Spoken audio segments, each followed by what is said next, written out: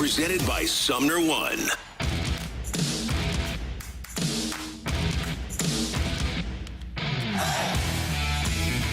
Good morning, everyone, and welcome to the opening drive on 101 ESPN in St. Louis. It's 7 o'clock. Your time check brought to you by Clarkson Jewelers, an officially licensed Rolex jeweler.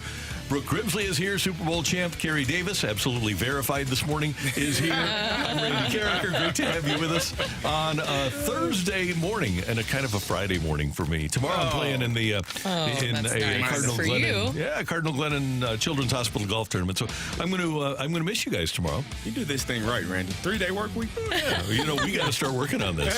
There's something there. Our boss is literally out of town. Our big boss is. Yeah. So, anything's possible then. Yeah, it is. We can pull it off. Anything's possible, including the Cardinals winning a series against the Atlanta Braves. Wow. Oh, come on. Yes. Yeah. Yes, guys. Clap it up for that. Uh-huh. Wonderful.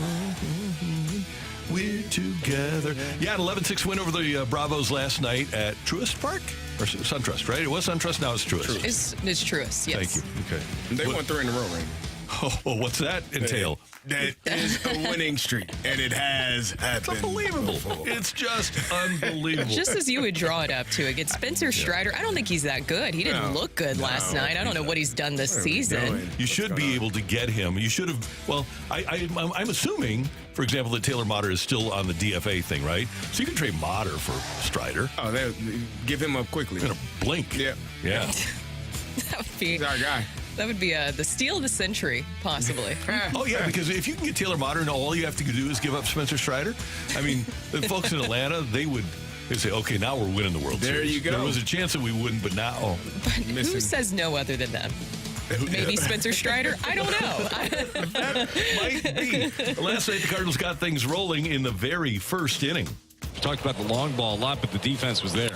Swinging a shot, hit down the line and left. That ball's going to carry. That ball is gone. Goldie ambushes Strider. It's 2-0 in the first. And by the time you got through the third inning, it was 6-0 in favor of the Cardinals. The Braves came back a little bit, scoring a couple of runs in the fourth, but the Cardinals kept piling on. In the sixth inning, the rookie got his first. Brewers have themselves a lead right now over the Cubbies. Mason Wynn hits one a mile high down the left field line. Did he get enough? He got enough. His first home run. A towering drive into the bullpen in Atlanta. It's 7-2 Cardinals.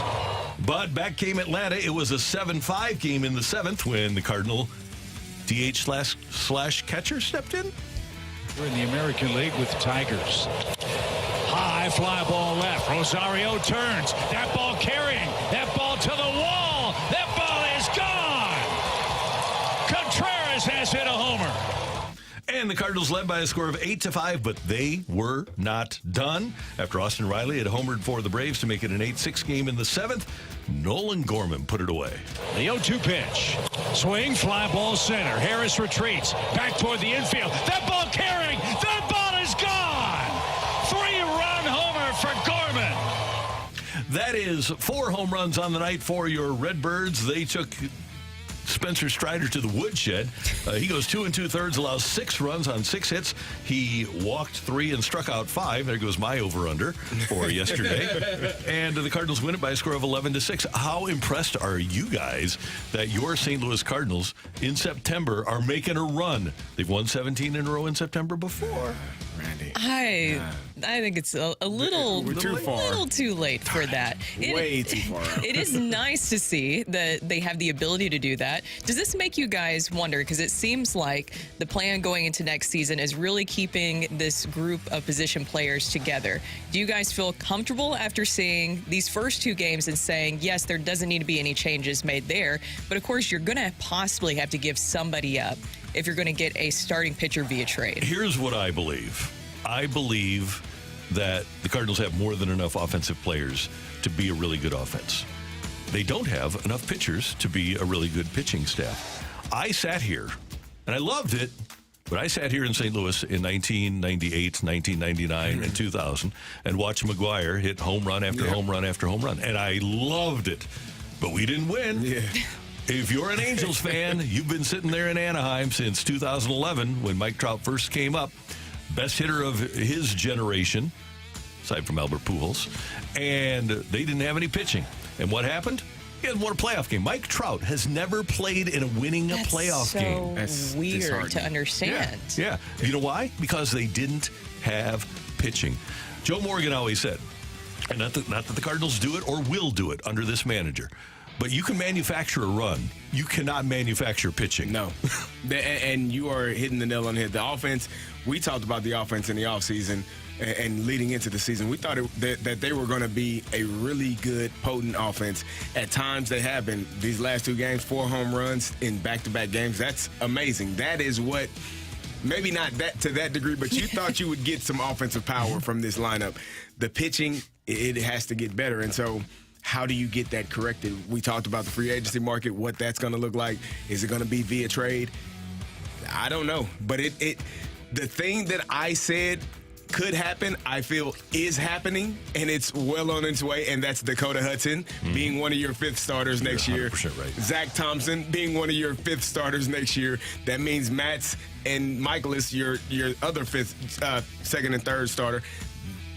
What I thought was going to happen is going to happen. As long as they continue to perform this way, the Cardinals are going to feel like they have no need to go get anyone in free agency or via trade in the offseason. It definitely feels like offensively, like you were saying, this is what you were expecting, where they were going to have the ability to outslug opponents. They can do that, but seeing it on that consistent basis. And this is a nice surprise against the Braves. I don't know if this is just the guys playing loose or what it is, or everybody just coming together. But also I think it has to do with the younger players pacing the offense, what we've seen. We've seen Mason Wynn, of course, with his first Major League baseball home run. His first Major League home run. That is just huge for him to be able to do that. And then you've had Jordan Walker playing pretty well. And then Nolan Gorman last night with a 3-run shot. That was impressive, too. He is a power hitter. Is he a great overall hitter? No. Does he have a chance to be a really good hitter? Yes. Is he ever going to be Albert Pujols? No. But he's a guy that could hit 40 home runs for you and have a 900 OPS because of the 40 home runs and maybe 20 doubles. He can be a great power hitter for you. Fortunately for the Cardinals, with the advent of Jordan Walker and his ascent as a hitter, and hopefully a guy like Brendan Donovan coming back and Lars Nootbaar ascending, hopefully a guy like Gorman becomes an expendable piece. I know people love the power, but the other point that we have to keep in mind here, and we've mentioned this on the show a lot, is that next year the Cardinals will probably have 2 DHs, and you can only play one at a time. If you keep Gorman, you can't play both Gorman and Contreras. Is he Kyle Schwarber? Is that he's better than he's better? Yeah, well, as an overall hitter, Schwarber is going to take more walks, but Schwarber is hitting 190. Yeah, right now he is. Yeah, but he's a career 227 too, right. And that's what I see. I see Nolan Gorman 235. And I think Gorman, I look at him as a guy that could hit 260, 265. You think so? But not much difference. Okay. And Schwarber's getting on base. He's got a huge OPS. Yeah. So I think that's a really good comp to answer the question. I think that Gorman, probably a better defensive player than Schwarber. Yeah. Which everybody in baseball is a better defensive player than Kyle Schwarber. But, I could see them putting up similar OPS and home run numbers. I think that's a really good comp. Right. And every team should want that. Yeah, I agree. So, Cardinals and Braves, Adam Wainwright goes tonight. And Adam Wainwright goes with us this morning, by the way. He'll be on earlier than normal. Greg Amsinger is going to join us at the bottom of this hour. We're also going to talk to Tommy Edman. As a matter of fact, here's what we got on the program. Greg at 7:30. Chris Zimmerman, Major Blues announcement. Yeah, Major Blues announcement coming up at 8 o'clock. So stay tuned for that. That's appointment radio. Then at 8:45-ish, we're going to get to Waino a little bit early. And then we're going to get to Tommy Edman at 9:30. So a lot coming your way here on the opening drive. By the way, we've got the Chiefs and Lions tonight. You've got the NFL season opener in Kansas City, and you don't have Travis Kelce, I guess, because of the knee. You don't want to play guys that have a nearly torn ACL. It's not a good thing to have. Not great. Here's a weird thing, though. Chris Jones is held out of all of training camp, and CD, I want you to respond to this. Here's Chris Jones, the holdout defensive tackle, one of the best in the league for the Chiefs, on where things stand between he and the franchise. Can't really talk about it. Hopefully it gets worked out. It's always been my goal to be a Kansas City Chiefs for life. I've said that multiple times on social media platforms, from interviews, and they know where my position is at, and hopefully we can get something worked out for the long term. And he said yesterday that if he signed today, he could play tonight. And guess who's going to stop him? Nobody. Nobody.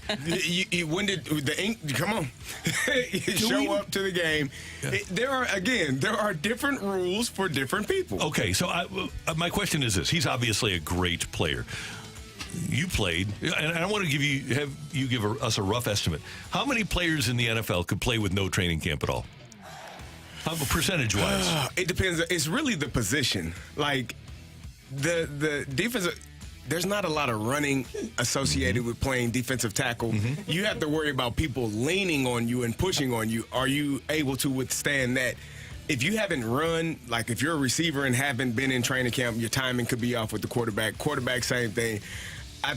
Defensive tackle, maybe offensive line, potentially, if it's the same offense or the same defense that you're returning to. Okay. But I think most other positions, based on the conditioning that is required, if you're not up to par, if you're not up to that level, I think it would be difficult. Dan Dierdorf used to tell me that the offensive playbook was similar like to the thickness of an old phone book, single space. It was really, you had to be a smart person to be an offensive player. Yes. He told me that the defensive playbook was on one page in crayon. One sheeter. One sheeter. Offensive people are so mean to defensive guys. Damn. They are not. It's more complicated than that. No. Look Dick LeBeau in the eyes and tell me you'd say that. One sheet. Tell me you'd look Dick LeBeau in the eye and say that. Coach LeBeau, you know it's see-ball, get ball. You want to be lined up correctly, but at the end of the day, The man invented the zone blitz, and he's got one page. I wouldn't tell Coach LeBeau that. I didn't think so. That's my guy. Here's the thing. When Ray Lewis was around, do you think they really worried about his gap integrity? No, just get to the ball, man. We'll figure it out later. So 6:30 pregame tonight. Chiefs and Lions here on 101 ESPN. 7 o'clock, just after 7 o'clock, with the kickoff, and it's an NBC game. Mike Tirico, so you will be able to get that on your local Spectrum setup. Oh, I'm glad you said that. Yeah, and Monday Night Football is on Channel 30 here in St. Louis, so you'll be able to get that.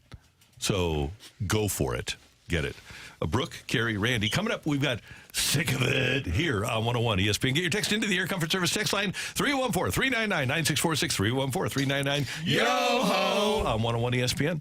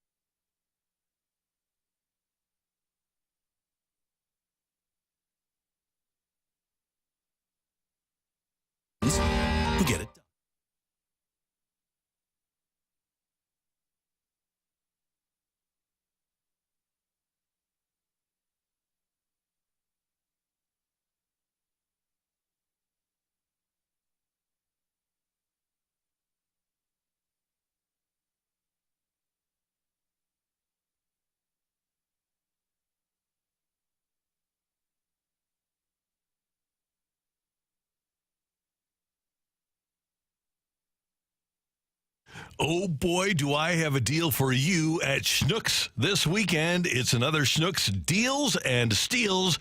And when you go to Schnucks this weekend, you're going to feel like you're stealing food. Our friends at Schnucks know that everyone's looking for more ways to save money. And that's why they're having another special big 3-day sale with red-hot deals. The Schnucks Deals and Steals 3-day sale tomorrow, Saturday, Sunday. When you go to Schnucks those 3 days, you're going to see big-time money off. Deals you won't believe and steals that'll make you think you're getting away with something, which means these aren't sales that you're going to see every week. They are special sales with major money off the items you love.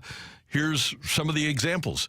For example, a 10-pound bag of basket and bushel russet potatoes, $3.99. How about this deal? Tyson breaded chicken nuggets, tenders, or patties, $4.99. $1.99 a pound for fresh pork tenderloins, and $1.49 a pound for seedless grapes. Incredible deals. So many ways to save money at Schnucks. You can earn 2% back with Schnucks Rewards. You can find 100% exclusive digital coupons in the app, and now you can turbocharge your savings with the Schnucks Deals and Steals 3-day sale at Schnucks this weekend. So make sure you take advantage of this week's huge savings. Keep your eyes and ears open for the next Deals and Steals sale at Schnucks. Schnucks Deals and Steals tomorrow, Saturday, and Sunday at Schnucks.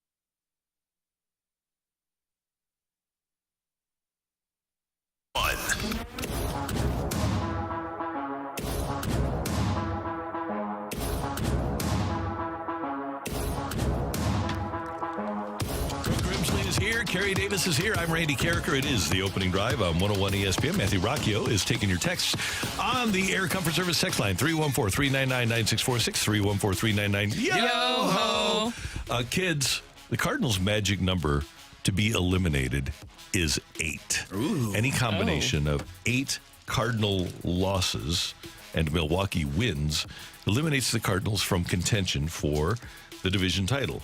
If you look at the wild card elimination number, it's a little bit higher. The Cardinals' elimination number for getting knocked out is 13. I'm sick of the misery. I'm just saying end it.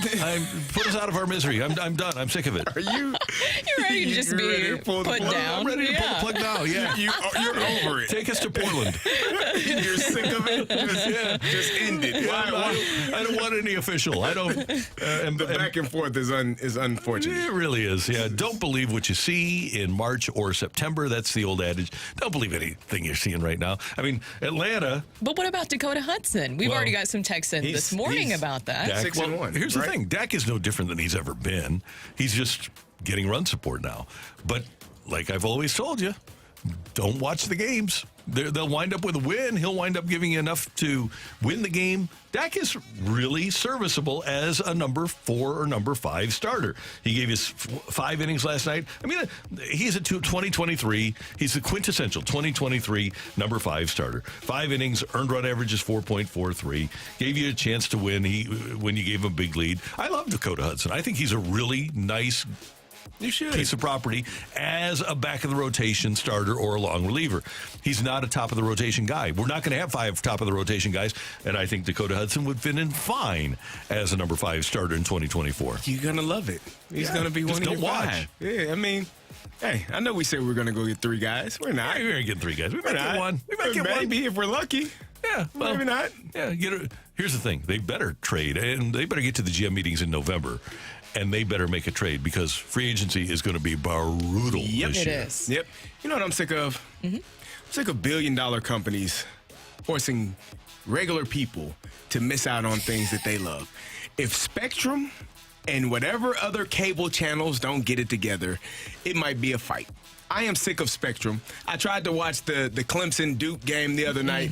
In every form possible, I pay for ESPN Plus and still have to type in who's your television subscriber. And then it still doesn't work. What the hell does it matter, It's man? preposterous. This is ridiculous. The fact that we can't watch, I may have to miss the Alabama-Texas game this weekend because of this dumb problem that these two companies are having. And it's always that way. It's always the people, billionaire companies, fighting over millions, and the people that are making thousands are the ones suffering. I guarantee you guys that over the weekend, when they had up on the screen, we're working hard to bring you the channels that you love. I guarantee you that the people that should have been negotiating were probably a mile away from each other in their Hampton mansions. Watching the sports They're that just- we couldn't watch. Right.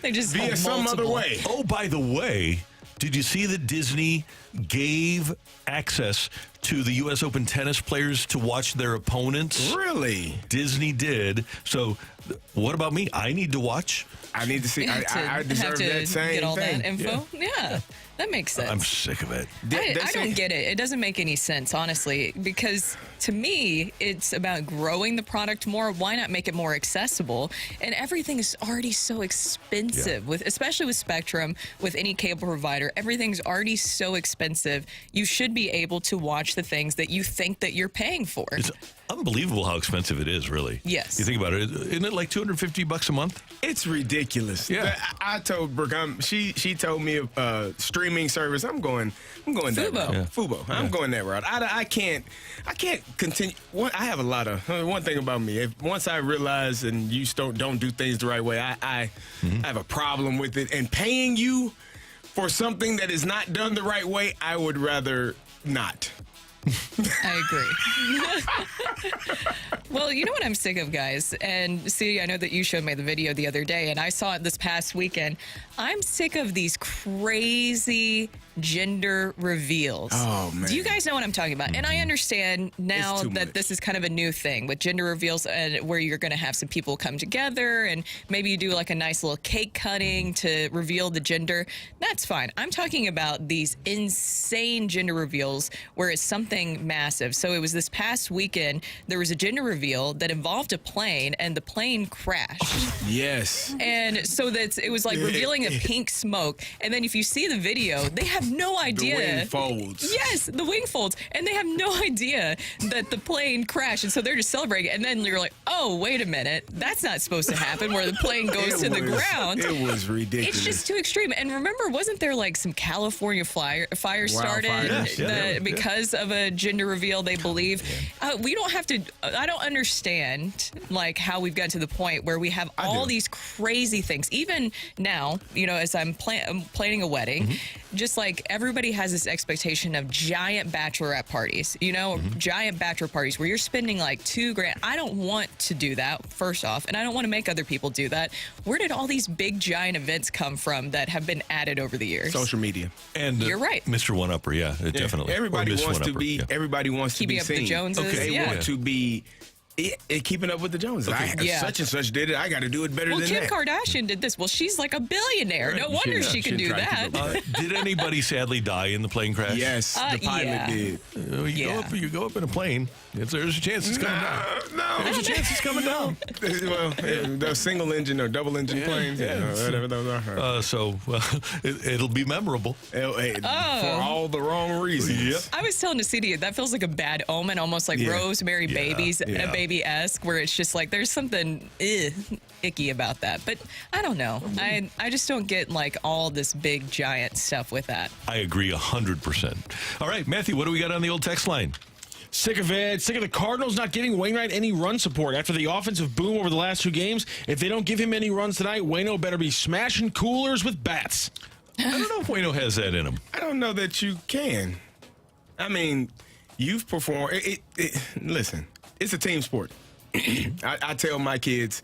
My mom told me this when I was young because I would get so frustrated when we lost and the people around me didn't play well. She said, well, you need to go play tennis. You need to go run track. Sports that are solely dependent on you need maybe box. Find something that is solely dependent upon you as opposed to a team. Now, Brooke, do you play tennis? It's an individual sport unless you're playing doubles, right? It's a sport where it's about you. And so Adam Wainwright can't go smashing coolers if he didn't perform well earlier in his few starts where he was struggling, and no one was in there smashing coolers when he was doing what he was doing. So no, he can't. No, that's not gonna happen. Did you ever break a racket? This is a yes. Blackout Range Brooke exists. I would get frustrated with. There was this one girl. Just a quick story, so we can get to the rest of the thick of it. But there was this one girl that I didn't like. Typically with doubles pairings, it's not because like you guys are the best of friends. It's just like whatever your coach would think would be a good fit against the opponent that you'd be going against. And there was this one girl could not stand. She was really mean. She was a bully, essentially. And so he paired me with her in high school at one point, and I was like, come on. Like, I just don't. And we were very different levels of tennis, so it didn't make sense to me at all. But, you know, he loved her, all that different kind of stuff. And you were the better player, though. I different was levels. Okay, like, it was very different levels, yeah. but he liked her a lot. And I was like, I told him, I was like, I don't want to play with her.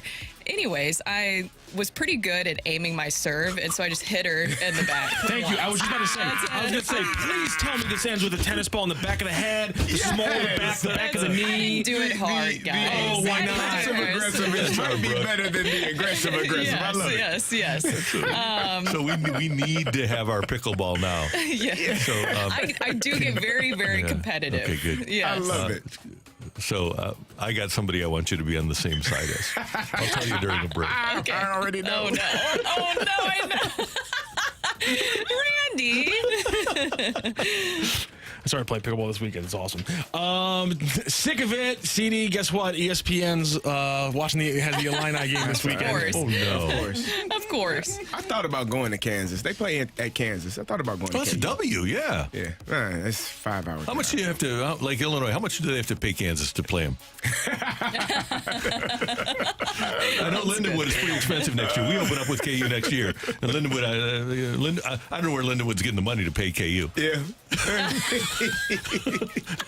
Nice. There's somebody on the YouTube chat who's about to have his head explode. It's going to be hilarious. I'm sick of waiting on social media event of the century. Larsa Pippen and Marcus Jordan's wedding. Let's get those nuptials going, baby. Yeah, Yes. have it online. Can we get invited to us? I feel like we've been keeping track. I feel like we're a part of the relationship, or do they just talk too much and we know too much about the probably relationship? that. Yeah, but I think we need to be wedding crashers for this. Yeah. Trip to Miami. We might get kicked out, though. It might. Well, I think they would like us. We think talk so? about them all We the talk time. about you all the time. We're fans.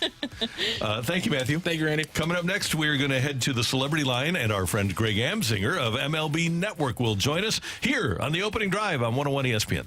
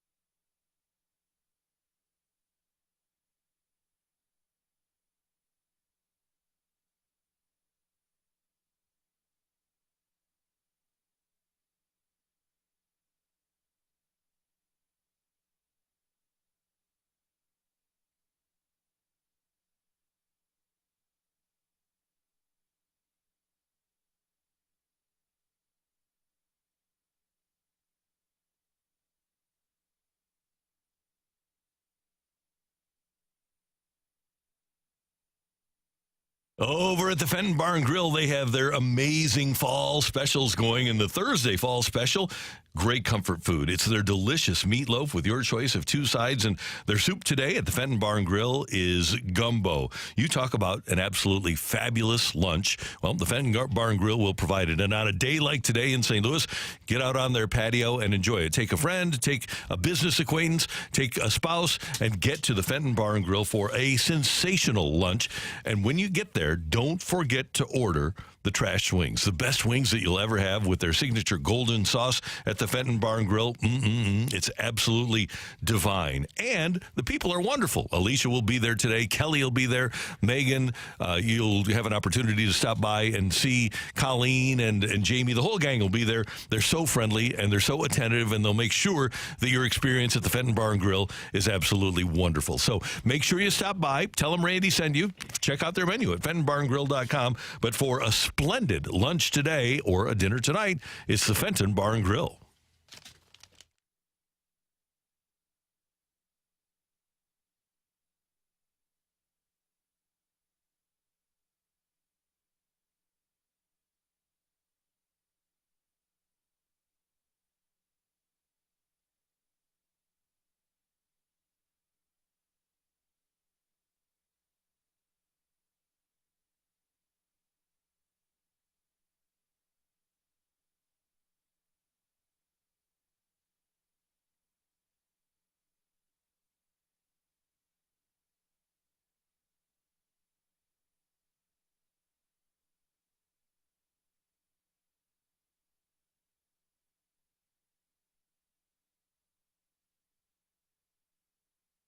This is Rocky with your Sports Center update, driven by Johnny Londoff Chevrolet and Johnny Londoff Autoplex. The Cardinals with a big win again last night over the Atlanta Braves, 11-6. Another 4-home-run game. This time getting homers from Goldie, Gorman, Contreras, and for the rookie in his career, Mason Wynn. Cardinals back in action tonight, 6:20 p.m. first pitch. It'll be Adam Wainwright going for win number 199, facing off against the lefty for the Braves, Max Fried. Also, that is your Sports Center update, driven by Johnny Londoff. Find your Rosenshop 24/7 at Londoff.com and LondoffAutoplex.com.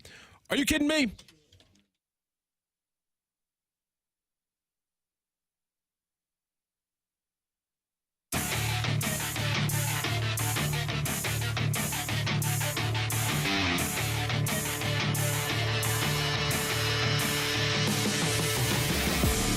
St. Louisan, product of the Lindenwood University. Greg Amsinger, lead anchor for MLB Network, was in town for last week's 77-9 route for Lindenwood of Wisconsin's Stevens Point. Greg is with us now on the Celebrity Line on 101 ESPN. Now, you're aware that Greg he's tied in with the Lindenwood football program. And Greg, first of all, welcome. Second of all, I was wondering, and maybe you know, when Lindenwood opens up with Kansas next year for the 2024 campaign, how much does Lindenwood have to pay KU as a blood donor?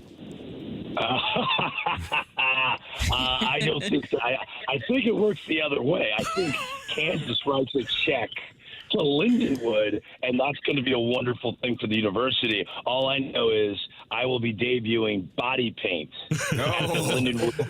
Oh, nice. Football game. So get ready, because everyone's Instagram's going to be fire after that tailgate. So you're telling me that Kansas is buying losses? I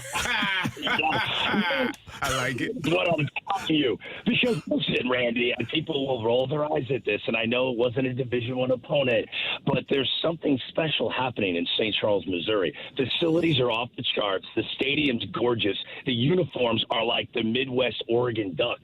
And I think we're going to have a really nice debut next year. We're going to have the returning quarterback, because he already looked great in day one of 2023. I think it's going to be a terrific season this year. And I'm not saying it's going to be an upset, but all I'm saying is don't expect a blowout in Lawrence, Kansas. I'm already feeling something good for Lindenwood.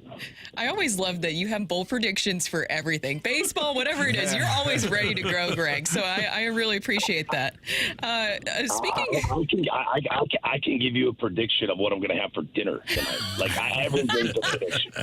I love that. Well, speaking of bold predictions, there was a report coming out yesterday that the Yankees, Dodgers, and Cardinals are all possible landing spots for a prize Japanese pitcher. I'm sure everybody's talking about him, know who he is.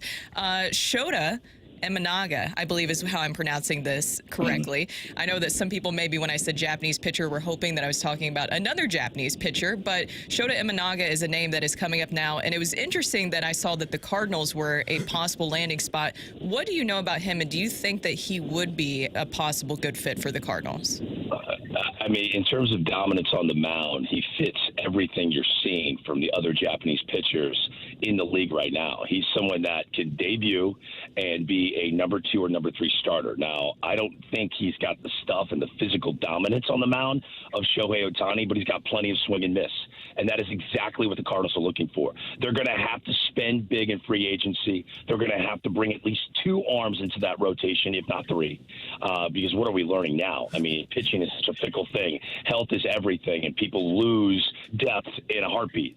So I wouldn't be shocked if they brought in 3 names, spent significant money. If you're keeping Arenado and Goldschmidt on the corners, then you might as well go all in again. And I think that's what the Cardinals are going to do. I think he'd be a great target. It's going to be a hard sign. I think he gets well over $100 million, which is way steep, and we'll see if the Cardinals want to go there.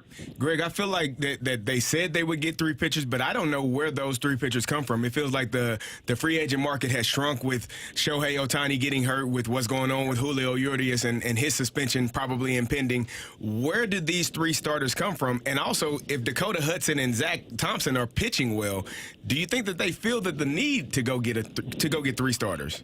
You see, if they say they don't think they feel the need, then it's 2023 all over again, because They felt that way going into this season. Now, we like all of our young guys. We don't feel the need. If you're going to have future Hall of Fame players on your position player roster, you've got to have significant thunder. It doesn't necessarily need to be future Hall of Famers, but you've got to have some credibility in the rotation. And as impressive as young guys have been, and I like Thompson a lot, I just don't think the Cardinals are going to roll in to opening day 2024 without serious strikeout potential in their 1 through 5 of a rotation. The 7 to 8 K per 9 starter just isn't going to cut it. Miles Michaelis is coming back. He's under contract, and that's fine and dandy. But as we're seeing, the teams that have the ability to miss barrels are the teams that are going to be dominant. Last night I said I still believe the Tampa Bay Rays are going to win the World Series. Why? I think Tyler Glasnow is going to give us a 2014 Madison Bumgarner type of performance. Last night, he had 14 strikeouts against the Boston Red Sox, a team that needs to win every game. They're in the mix. He was dominant. And when you can swing, when you got swing and miss, you're as good as anybody. And I think the Cardinals need to invest in that.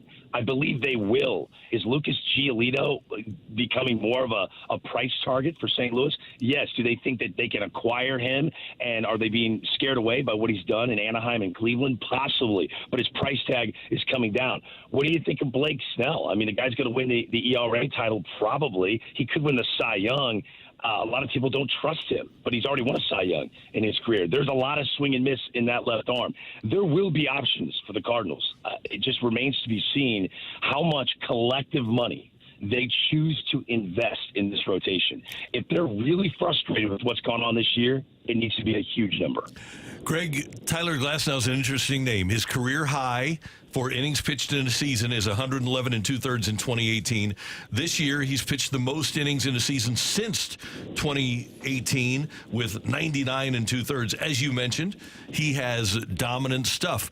He's going to make $25 million next year. The Rays aren't keeping that around. If you are in the Cardinals' shoes, if you're in Mo and Gersh's shoes, do you trade for a guy like Glasnow with that level of the lack of reliability? See, to me, I don't think they'll punt on trading Glasnow next year. I don't think that is where they'll go.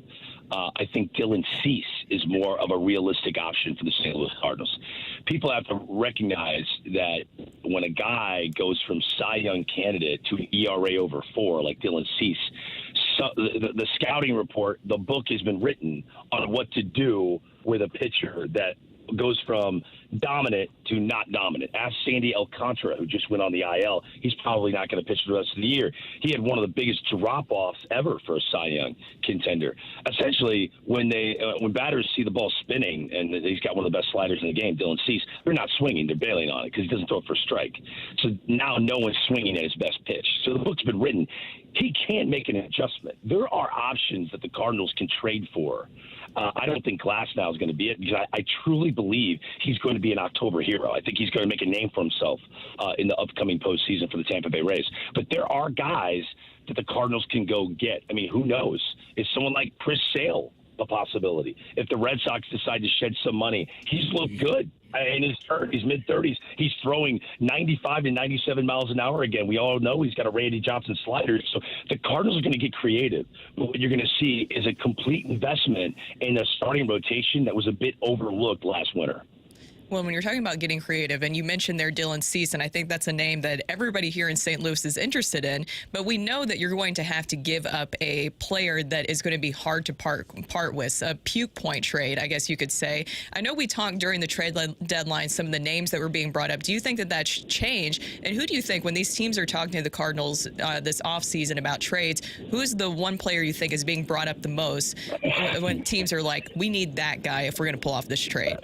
To me, it's an obvious answer, and John Mozeliak is going to roll his eyes when he hears me say this, because he knows I'm right. Nolan Gorman is the first name that pops out of every front office executive's mouth when calling the Cardinals front office, and it makes all the sense in the world. The guy's a natural third baseman. He's doing his best to play second, but he doesn't want to DH his entire career. We're not talking about a young Jim Thome, but he could end up having really consistent 35 to 40 homer power. I mean, he's 23 years old, and he's going to hit 30 home runs this year, and he hasn't been playing every single day. So if you invest every game to this guy, if he played 155 games for the Washington Nationals, because the Nationals let their guys play every day. Ask Lane Thomas, former Cardinal. How many home runs would Nolan Gorman have this year if he played every day? So I think teams are recognizing how significantly talented he is, and he doesn't have a home position.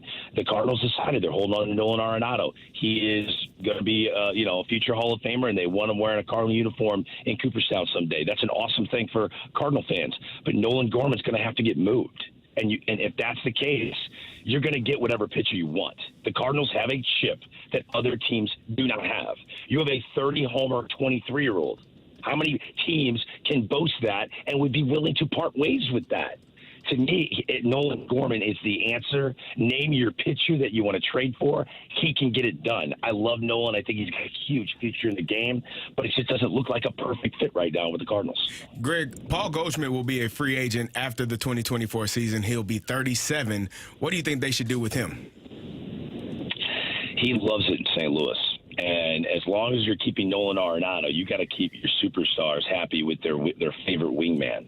And I know Goldschmidt's the MVP and Arenado did not win one, but everyone in the game knows that Nolan Arenado is the model of consistency. And while Goldschmidt has had an okay year, it's not the MVP year he had last year. And there are times in Goldie's career that he's looked lost. He's had some significant months of struggling, whereas Nolan Arenado somehow grinds through those waves. And to me, this is Arenado's team next year. It's not Goldschmidt's team. It's Arenado's team. They made the commitment to not trade him. He opted into his contract. He might be the last player ever in baseball history to be a finalist for Most Valuable Player Award and not opt out of the contract. So his loyalty to the franchise is going to be paid back. It's his team. They want to put a winner around him. He wants Goldschmidt around. It's one of his favorite teammates he's ever had. So I wouldn't be shocked to see Goldschmidt get the Yachty treatment, the Wainwright treatment, and he gets to name his own way out. He could write his own script, if you will. Do I think Jordan Walker would be better served playing first base every day? Yeah, honestly, I do. I think Jordan Walker, on his large frame, it would help keeping him on the field to have him at first base. What the Phillies are doing with Bryce Harper makes all the sense in the world to do that with Jordan Walker. Call it like you see it now. This kid's going to be one of the centerpieces, one of the big bats of this organization for years to come. Make sure he's healthy. Make sure his knees aren't being broken down in right field or collisions with the wall. Did you see what happened last night to Adolis Garcia with the Rangers? The Rangers can't afford to lose that guy. Cardinals can't afford next year to have an injury to Jordan Walker. So it's a tough thing, man, because I love Goldschmidt a lot, but Jordan Walker is trending on a super stardom path that the Cardinals can't overlook. Greg, two more things. Number one, Jordan Walker is going to be a stud right fielder. He has Jason Hayward type tools. I think he'd be wasting his athleticism at first base. See, I disagree with you. I think his bat is more important than his glove. It reminds me of a conversation I had with Buster Posey. Buster was mad at me because I said he needs to play first base every day. No joke. Came up to me in Arizona in spring training. He was mad at me. And he goes, I want to be a Hall of Fame catcher. I go, I get that. But what is your list of priorities? Is it number one, be a Hall of Fame catcher? Number two, help the Giants win the World Series? Or is it number one, help the Giants win the World Series? Number two, be a Hall of Fame catcher? I go, you got to ask yourself that question, because the only way the Giants win the World Series is if Buster Posey is their best hitter, and catching zapped his legs. His career got Joe Mauered. Look at his numbers. His power went down consistently up until he had that one resurgence. And why did he have that one resurgence? Well, he missed a whole year due to COVID. He didn't play. And then he was playing first base half the time. So the wear and tear on his body went away, and he could be the best hitter. They were paying him to be the best hitter on the team. If Jordan Walker is going to have a long career with the Cardinals, he's going to sign an Albert Pujols type extension, like Albert did, his first extension with the Cardinals. And if he's going to be with the Cardinals for a decade, right, the only way that decade is a fruitful one for the St. Louis Cardinals is if Jordan Walker is their best hitter. And the only way to ensure that is to not over-boogie and overemphasize outfield defense. I can have Tommy Edman play right field. I need Jordan Walker's bat to be in the lineup every freaking day. To me, the bat is more important than the two fly balls that go to right field in a game. Last thing, how do you like that little studio that you've been working out of a lot lately? Oh, man, do I love Studio K. I guess they named it K because it's just okay. It's not what I'm used to. I really honestly think your studio right now in St. Louis that you're in right now is larger than Studio K. Mm-hmm. But, it's fine because it reminds me of being at Lindenwood, okay? Now, this is before our athletic program was hopping, right? So we were NAIA Division II when I went to Lindenwood. And we had to submit a tape for a play-by-play, best college play-by-play. And I won a national award. I'm bragging on myself a little bit here, with a Lindenwood women's college basketball game. And the reason I submitted this game was because there were 7 people in the stands. I counted them. 7. So, you know what? If I can make this game sound like a national championship game right now, then I think I might be good at this. And I beat a kid from Syracuse. I beat a kid that was doing Florida State football in a packed house. I looked at Studio K as an ultimate challenge. I'm going to make this studio feel like CBS headquarters on NFL Sunday. That's my job, and I embrace it, Randy. I do. I love it. You do fantastic work on MLB tonight. We'll be tuned in. Thanks, as always, for the time. Have a great day, and we'll talk to you, I'm sure, this weekend. All right. You guys are the best. Take care. See you, Greg. Take care. Greg Amsinger, MLB Network on 101 ESPN. Coming up, we get your text into the Air Comfort Service text line, 314-399-9646, 314-399. Yo-ho! TIOLI next on 101 ESPN.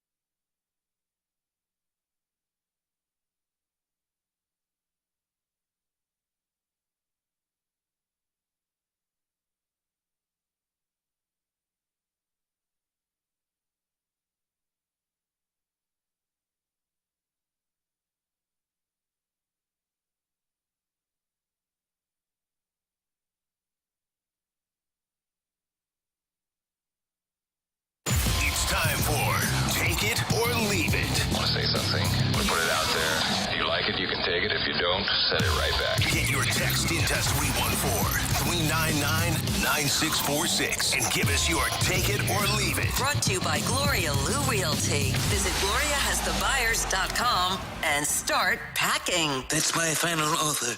Take it or leave it.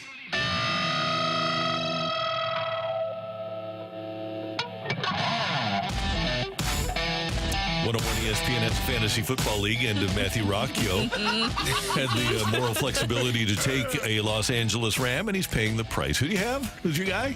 I have Cooper Kupp. Congratulations. Yeah. Well deserved. Is he still dealing with a hammy? Yep. Told you, but Rocc, hamstrings and quads. He was a really good value in the draft. away. Really good draft. Hamstrings and quads. Just saying I shouldn't have drafted Joe Klaus first in my MLS not fantasy league. That quad injury is darn it. Kind of lingering. I don't know if you guys saw the email that we got in the office, but 3 weeks from today, we have the Hubbard Radio St. Louis Fall Social Gathering, and we're going to have lunch provided by Pappy's, and we're going to bring your adult beverage of choice, and it does note here, remember to drink responsibly. Take it or leave it. That line is directed solely at the Tan Man. Oh, At the take Tan it. Man? Really? Yeah. Mm-hmm. Does he party like that? Well, he had. Didn't they have a run? Who was that they had the picture was, of? Was that BK or was that? No, it was... Tanner did the beer run. He did the beer mile. Didn't he puke? Yes, he did. That's why. Yeah. Tan Man. Drink responsibly. So drink responsibly, Tan Man. Be an adult. Tan Man. You see, when you say I'm that, not okay I'm with this assuming Tan he's Man. just like Tan a Man is frat an boy awesome partier. name. He's young. He's a young drinker. Okay. When you're hey, I've been a young drinker. It's nothing like being an older drinker. So when you're a younger drinker, you do stupid things and you don't really know your limit. That was my take it or leave it. You get older, you're like, I probably don't need this. I don't need The another one. hangovers don't hurt as much But let me add this. when you're younger. What a Yes. cool company that we're having a fall social gathering, and our nice. company's going to feed us and take care of us, and we get to mingle with everybody. We love it here. It's We great. love food. Yes. And we do Oh, love it here, yes, too. we do. Yeah. Yes. So we were talking about wide receivers and talking about people not playing. I have a few players that are on my do not draft list. Take it or leave it. Never draft Keenan Allen, Cooper Kupp, Yep. and I had one more. But those, they're always... Take it. No, I'm going to take that. You stay away from those guys. Mike Williams, Yes. too, right there. Mike Williams from the Chargers. It just... it doesn't matter. Jonathan it's Taylor? enticing. No, you draft him. He's going to play Yeah, at some but point. gonna be guys a are It'll hurt in 4 weeks. all the We fine. time. Yeah. You stay away from those guys because it's... I will not draft Keenan Allen ever again. Hey, Michael Thomas. Michael Thomas is the other one. Stay away from Cooper They're Kupp on my... has been- I put an X through their Yeah. names. Cooper Kupp has been, since 2 years ago, He's spectacular. Yeah. They made a deal with their owner, The devil? a.k.a. the Oh, devil, okay. to win that Super Bowl, and then everything went downhill. I thought you were going to say the devil, but you did say it. Yeah, the same thing. One of Same the thing. One of the Yeah. Take it or leave it, guys. We talked about Shota Imanaga with Greg Amsinger. Take it or leave it. He might be a part of your starting rotation for the Cardinals next season. Take it. Leave it. You know what? leave Okay, it. and here's the thing. I know that Yoshi Yamamoto was a big name that a lot of people were looking for out of Japan. And I think with Shota Imanaga, he is going to be priced a lot less than Yamamoto. So maybe that's what the draw is going to be. I mean, let's look at what his numbers. In 20 starts, 2.57 ERA. For Yokohama this season. He also started in the World Baseball Classic game. So I don't know. Maybe. Do you know how old he is? He's 30. Okay, so yeah, free zoo applies. We're going to throw the free zoo out there Got again. to. Yeah, he's Yeah, probably got kids. kids, yeah. So, Okay. how else are you going to get a pitcher to come to St. Louis? You got the free zoo. You got the BFIB. Now he can become a soccer fan. BFIWB. There was Breast also fans in winning baseball. there was Okay. a beautiful Japanese festival this past weekend at the Botanical Gardens. Yeah, there you go. See, That's once a year. People love that. Yes, down the stretch. Just a day to relax and decompress. So yeah, he'll come here, no problem. Yeah. No, we're not going to go get 3 pitchers, Randy. But maybe that's the one we get. Okay, that's the one. Dylan Cease, nah. So how far down the line, like if you're the Cardinals, if you're Mo and Gersh, and you walk in for a negotiation, say, okay, we're going to give you $50 million over 5 years. We're going to give you a suite at Busch Stadium. We're going to give you a hotel suite on the road, and we've got a free zoo. Is the zoo the fourth thing? Is this? You might. So I told you I had a gift card to Fuddruckers. Yeah, You got to get a gift card to like Emos, Unlimited. Right. Yeah. You got to throw something in there just to sweeten the pot. Yeah, maybe the Emos thing is 4, and then by the way, The right free across zoo. the street from Emos Is the on free Hampton zoo. is a free zoo. There you go. Okay. We are Now we're Cardinals. Cooking with gas. Cardinals. And you Give fold the us paper up and you credit. slide it across the table. There's our offer. There's our buddy. He looks at it. He's like, "What is an emos? What is that?" What is that? All right, Matthew, what do we got on the text line? You can't believe it. Sorry, Eyes just sorry. popped out of his head. There was a reading one of really the weird one that I texts. couldn't handle, and I just. It hurt. Yeah. Take it or leave it. Waino will pitch 6 innings with 3 earned runs, 4 strikeouts, and his teammates give him the run support for a win. Oh, take it 199, baby. 199 tonight. Yeah. Is that On what the road? everybody felt like? That would be a. Is that a sweep, Randy? Yeah, it's Max Fried, and the Cardinals are not sweeping Atlanta. Sorry. Well, was anybody expecting that performance against Spencer Strider though last night? That was the biggest upset in Major League Baseball this year. Yeah, you tweeted. You sent us that message. Yeah. Biggest upset in MLB. Let me see if I can find it. Really? Yeah, thanks for reading the text. Oh, I didn't see that. Whoopsies. Scrolled right past that one, didn't you? No, I totally saw it. Randy, every time you text, I drop everything I'm doing, and I'm looking at it. Braves lose to the Cardinals as a minus 365 favorite at Caesars Sportsbook. A minus 350 or favorite bigger were 5-0 entering Wednesday. So biggest upset of the year in MLB last Nice. night. Yeah. Well done. Well done, Cards. Yeah, Cardinals. Oh, Take it or leave it. Travis Hunter is special, but Chris Gamble was the real deal as a 3-way player. no. Chris Gamble from Ohio State. Stop it. I think, okay. No. Separate him from Ohio State. He was not as no. He was okay. He wasn't that. This person 314. We left out an important part of the free zoo. Yes. A parking spot at the free zoo. Oh, yeah. Oh, right that's near the next front. level. You get this is your spot now. Cardinals pay $99 to allow him to become a zoo friend. There you go. Oh, doctor. Now he's got something. Now going. we're working. We need people to text in things that we can start throwing into these contracts to really reel in some pitchers. Yeah. Oh, I got this. You can park in Clayton before 5 p.m. for free. Okay. Oh, yeah, baby. Okay, I don't know if Clayton still has the deal, but it used to be if you got a ticket in Clayton and you paid it within like a couple of hours, you could just go in, pay it, and it would be the price. You didn't have to go to court or anything. Really? Didn't have to send it in. Just had to pay what the parking fee was at the meter. I don't know if you can still do that, but that's nice. Like I knew you could do it, but I never paid him anyway. It was just nice to know. Yeah. Coming up, a major announcement from your St. Louis Blues here on 101 ESPN.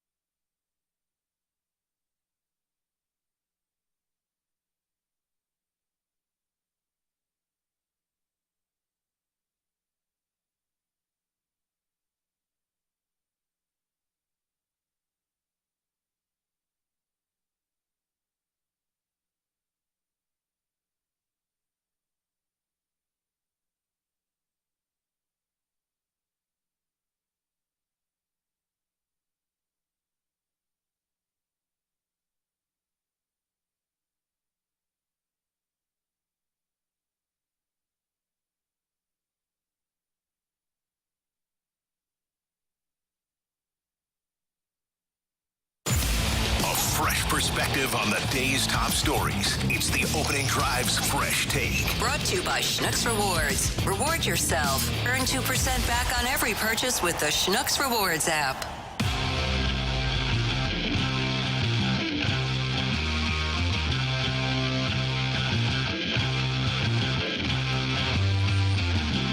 It's the Opening Drive on your home of the Blues, 101 ESPN. Brooke Grimsley, Kerry Davis, Randy Carricker, and this coming up will be season number 5 that we have carried the Blues here on 101 ESPN. Joining us here in studio is Blues President Chris Zimmerman. Good morning, sir. How you doing? I'm doing great. That's it's funny, 5 years. I wouldn't. Right, it just goes so fast. Like, and there's been so much that's happened, but and we could all still see the Stanley Cup parade, like in our mind's eye, like as it happened 2 weeks ago, right? Oh, there's no question. ready to see that even closer in my eye again. But yeah, the time has gone fast, and of course those crazy years that we had around COVID. So yeah, and we have an exciting announcement to make about the future of the Blues and 101 ESPN. Yeah, well, we're thrilled that we have a new 5-year partnership. So it's fantastic. I mean, our relationship with 101 it's been a real gift. We love being involved, being talked about all day, being with you, working with the other Hubbard stations. There's just so many things that have come together, and this, for us, was more than natural. And it is such a great fit because you have, like you said, throughout the day, the talk, and we have everybody from the broadcasts on, Curbs. We have Joey on every week. We obviously you might want to rethink that. I did want to spend a little time with you guys on that one, but we can do that offline. We'll work on that, okay. But one of the most fun people that I've ever been around is Joe Vitale. And now another really fun guy is going to join your broadcast crew from here, Jamie Rivers. And so that's another great tie-in. Yeah, no, Jamie. I've loved watching Jamie as he's spent more time on the radio, seeing his evolvement and development, but in terms of the work that he's already done and shown on television, and his ability to break down the game, to keep it simple, and also to have fun with it at times. He's still an insider. He's obviously around the rink all the time. I don't know when he's going to sleep. He's got, he's got quite a workload. But that's kind of who he is.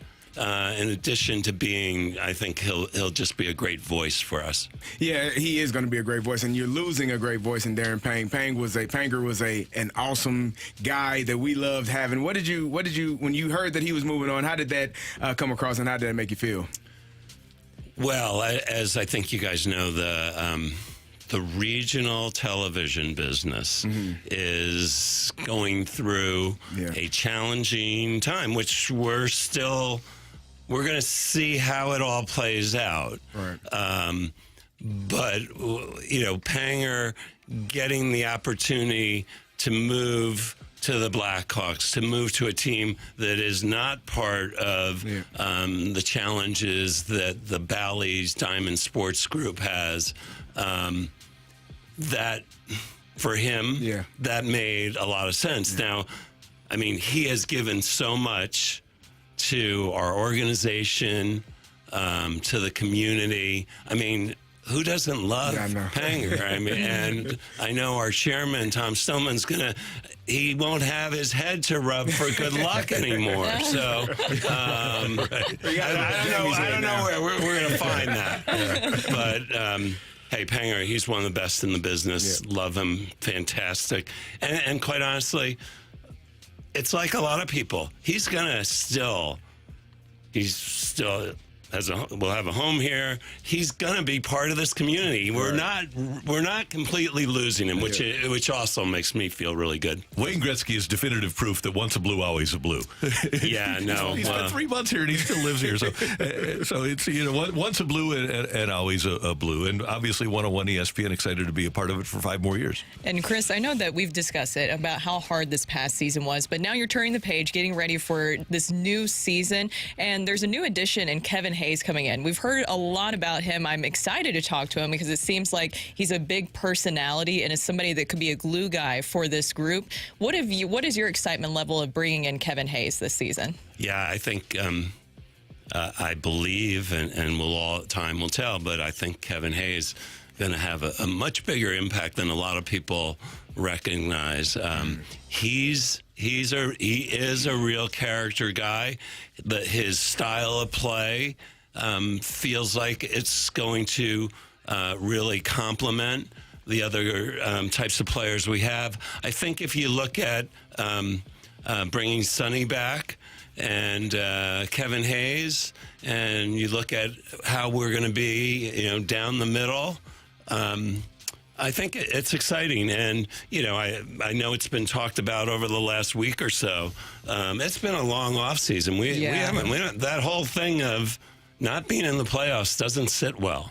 And I can feel it in the group, in the coaching staff. It's just not our thing. And so I'm ready to get after it.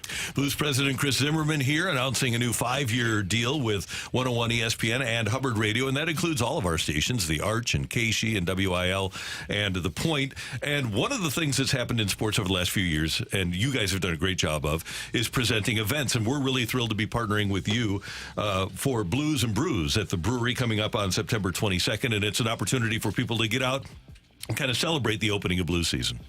Yeah, when I first I joined the Blues in 2014, and which I believe was the year Ballpark Village had opened. Mm-hmm. And we started with that whole concept of the icebreaker, that we wanted an event that could bring our fans back together. And I don't know, you may remember, I'm pretty sure at that event, we gave Paul Stastny his jersey. Right. And I know we'll have a number of players out at the brewery for this year's event.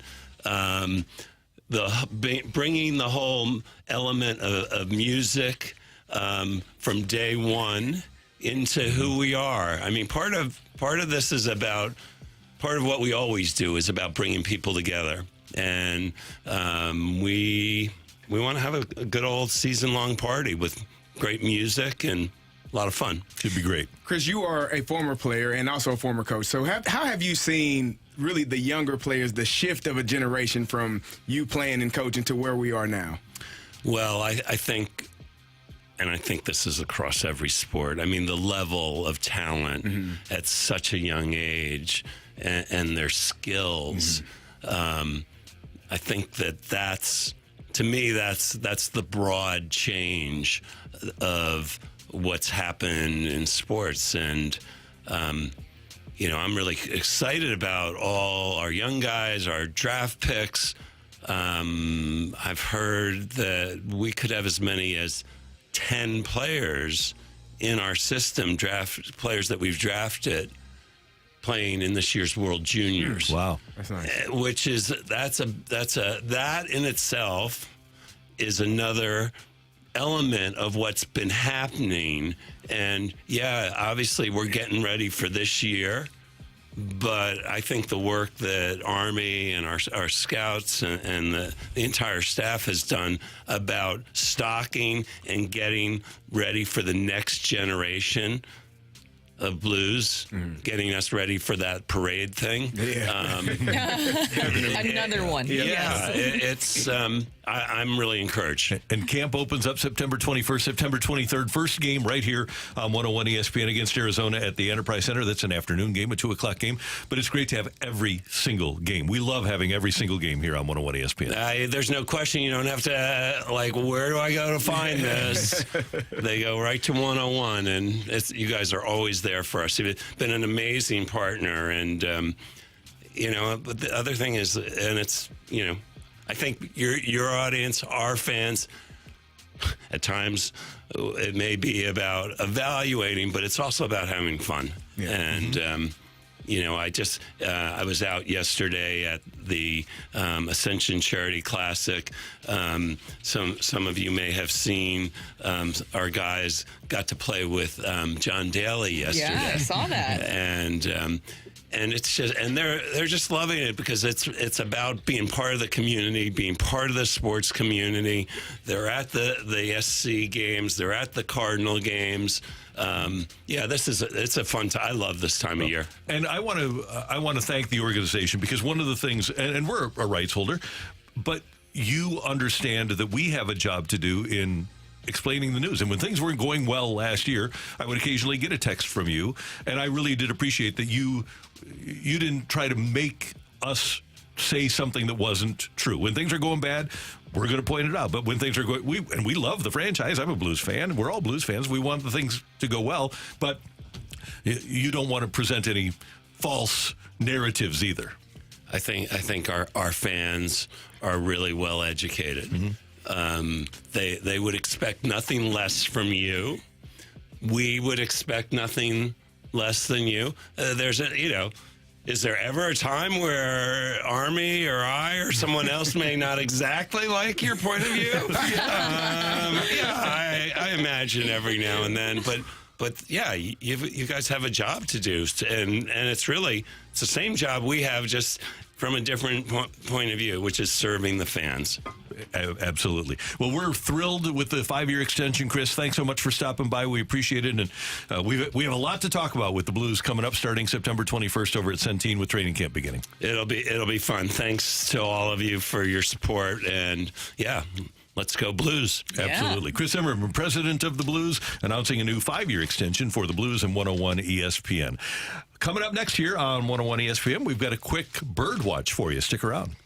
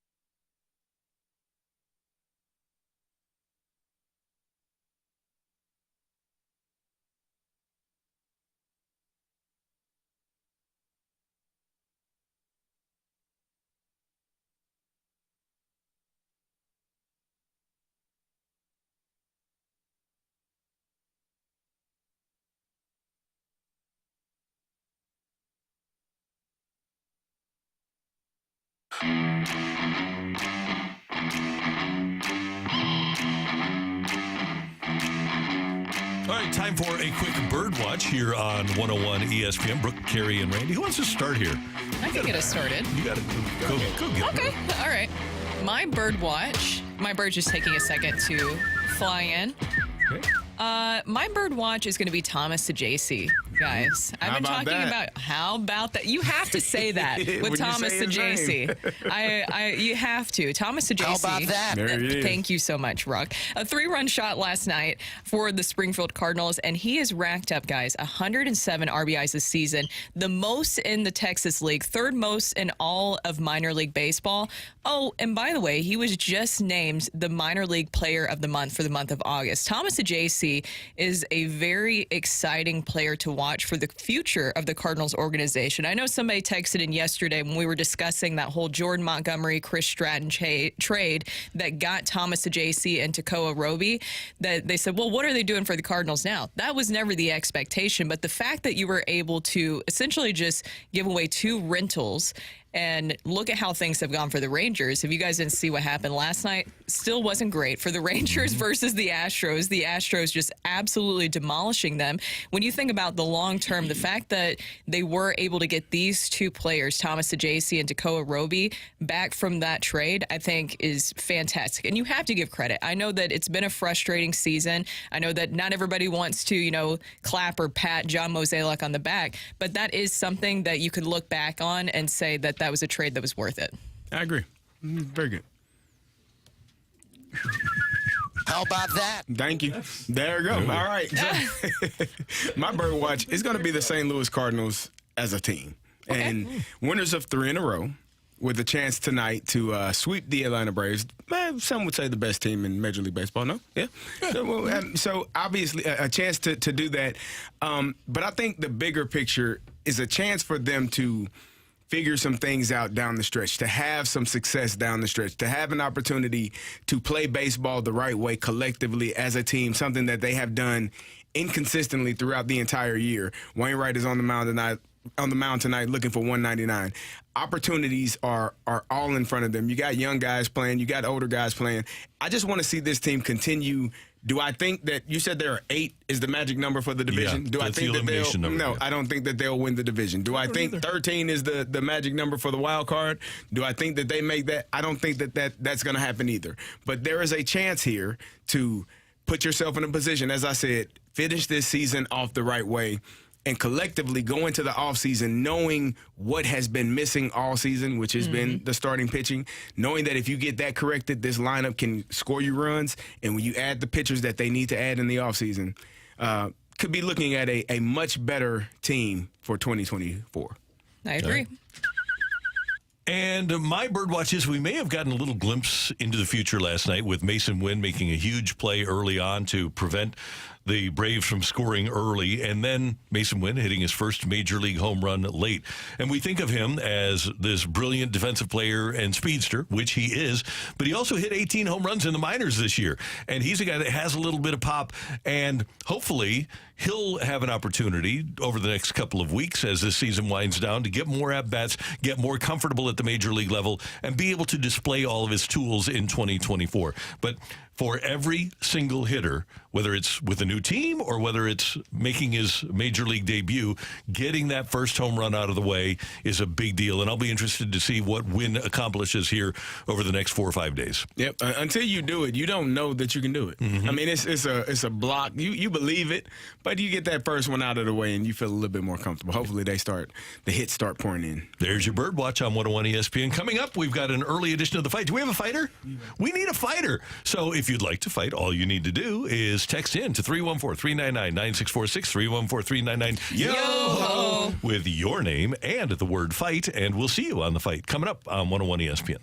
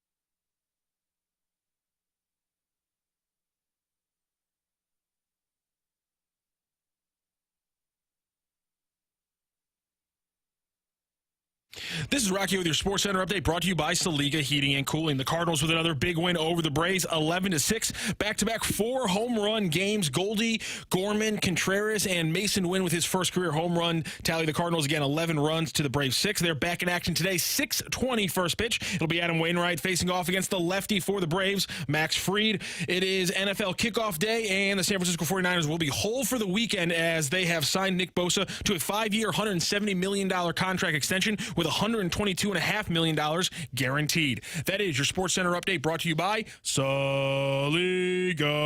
Heating and Cooling, an independent American Standard heating and air conditioning dealer.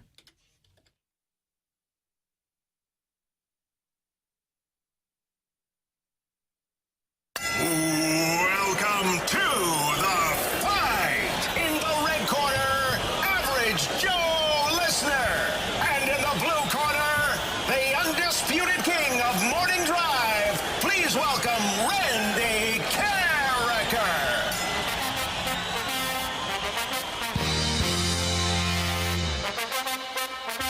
Welcome back to the opening drive. I'm Kerry Davis, joined by Brooke Grimsley, and it is time for the fight. And our fighter today is Conrad. Conrad, how you feeling? I'm doing all right. How about you guys? Doing well. You ready to take on Randy Carricker? Let's do it. All right, here we go. Which Hall of Famer is the only quarterback to lead the league in passing in 4 consecutive seasons?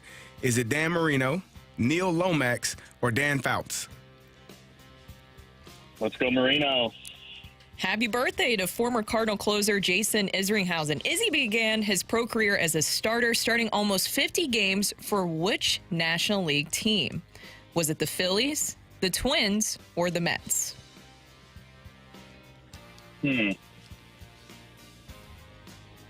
Let's go Phillies. Which longtime NFL franchise holds the dubious distinction of having the most wins in pro football history without ever winning a Super Bowl? Is it the Cardinals, the Lions, or the Browns? Cardinals. Who is the only player to lead the league in rushing for 2 different franchises? Is it Marshall Faulk, Eric Dickerson, or Curtis Martin? Faulk. All right, we'll double-check our score, and we will bring in Randy Carricker. Conrad, how you feeling? Not good at all. I'm sorry about that, sir. Well, you never know. Randy may be having an off day. I don't know if you did well or not. We'll find out here shortly. Randy is has a banana. He's preparing, walking in. Bicycles and bananas. Oh, bicycles and bananas is what he said. Potassium power. There you go. That's how Jim Cott pitched for 25 years in Major League Baseball. Bicycles and bananas. Makes sense to me. Randy, say hello to Conrad. Conrad, good morning. How you doing? Doing well. How about yourself? I'm doing great. Thanks for listening. Thanks for playing. We really do appreciate having you as part of the show. All right, Randy, here we go. I'm ready. Which Hall of Famer is the only quarterback to lead the league in passing in 4 consecutive seasons? Okay, so are we doing passing yards here? Okay, good. 4 consecutive. It just says passing on our sheet. Could be passing touchdowns. Which Hall of Fame quarterback is the only one to lead the league in passing in 4 consecutive seasons? I will, I think I might know, but I'm going to see if this name is on the Lifeline list. So let's go. Dan Marino, Neil Lomax, or Dan Fouts? So Drew Brees wasn't on the list. I thought it might be Drew Brees. But Drew Brees isn't in the Hall of Fame, so that was stupid. Neil Lomax isn't in the Hall of Fame either, so that would be stupid. So we've got Marino and Fouts, and the logic here would be to go with Dan Marino. Logic. But here's also more logic. Dan Fouts was playing in an era in which nobody threw the ball, and he did. So 79, 80, 81, 82, with Kellen Winslow and John Jefferson and Wes Chandler and Charlie Joyner and Chuck Muncie. I'm going to roll the dice here and say that it's Hall of Famer Dan Fouts rather than Dan Marino. Okay. Happy birthday to former Cardinal closer Jason Isringhausen. Happy birthday, Izzy. Thanks for listening. Of course. He does listen. He does. And we love Izzy. Friend of the show. Izzy began his pro career as a starter, starting almost 50 games for which National League team? So Izzy was part of the Young Guns with the New York Mets. And he and Paul Wilson and Bill Pulsifer, who also wound up pitching for the Cardinals, were supposed to form this stud starting rotation for the Mets, but they all wound up getting hurt, unfortunately. But Izzy was far and away the most successful of the young guns. And happy birthday, and it was with the New York Mets that he started his career. All right. Which longtime NFL franchise holds the dubious distinction of having the most wins in pro football history without ever winning a Super Bowl? Most wins in football history without winning a Super Bowl. Okay. So I'm going to say that it was an old school franchise that wasn't the Cardinals. It could be the Lions. It could be the Browns. The Browns didn't start until 1937, but they've won a lot of games. I don't think it's, well, no, nobody in the AFC West is old school NFL franchise. Colts have won a Super Bowl. So we're old school NFL. Eagles have won. Steelers have won. Packers have won. Bears have won. So to me, it comes down to, since the Browns aren't considered an old school NFL franchise, this comes down to the Lions and the Cardinals. And I am going to say that the Lions have won more games over the course of their existence than the Cardinals have. I'm going to go Lions, final answer. All right. Who is the only player to lead the league in rushing for two different franchises?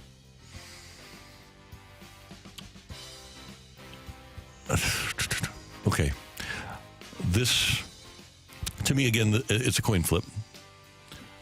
Eric Dickerson got traded to the Colts. I don't know if he ever led the league when he was with the Colts like he did with the Rams. Curtis Martin, one of the most underrated backs in history, may have led with the Jets and the Patriots. I think I'm going to go with Curtis Martin. Hold on, though. You know what? I don't think Frank Gore ever did. Frank Gore had a lot of yards for a lot of teams, but I don't think he ever was a league leader type.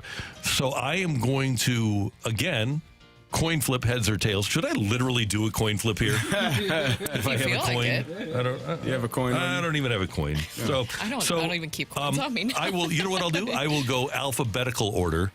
I will go Curtis over Eric. I'm going to go Curtis Martin. All right, we have a winner in today's fight, and this was a low-scoring one, and it was a close one between Conrad and Randy. Does Conrad come back and maybe get a slightly different round two by beating Randy and facing off against Kerry on a Randy-less Friday? Or does Megamind walk off into a 3-day weekend with another win and put all the pressure on Kerry on a Friday? Ladies and gentlemen, ring that bell. The winner and still champion of the fight, Randy Carricker. The fight is presented by Golf Discount of St. Louis. With the most experienced club fitters in town. Why shop anywhere else?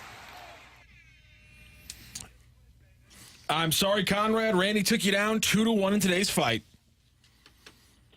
All good, all good. Thank you, guys. It happens. Thank you. Conrad. Let's go through those questions. Which Hall of Famer is the only QB to lead the league in passing in 4 consecutive seasons? Randy, you got the question right. You also, in your talking, got it 100% right. 79, 80, 81, 82 on the button all 4 years, Randy. I couldn't believe you did that. Happy birthday to former Cardinal Dan closer. Fouts, by the way. Jason Isringhausen. Dan Fouts, yes. Jason Isringhausen. Izzy began his pro career as a starter, starting almost 50 games for which NL team? It was, in fact, the New York Mets before that injury in his 4th season of his career. Which longtime NFL franchise holds the dubious distinction of having the most wins in pro football history without ever winning a Super Bowl? Randy, it was great that you came down to a coin flip because one team has 581, one team has 579, and right now the Arizona Cardinals lead the Lions by 2 games in all-time wins, 581 to 579. This is the Arizona Cardinals. And who's the only player to lead the league in rushing in for 2 different franchises? Curtis Martin's rookie year with the Patriots, he was 2nd in the league. It is Eric Dickerson, the only one to ever do it. His first year with the Colts after his trade, he led the league in rushing. So Eric Dickerson, your answer there. A 2-1 win for Randy Carricker. Again, Conrad, thank you so much for joining the fight and joining the show today.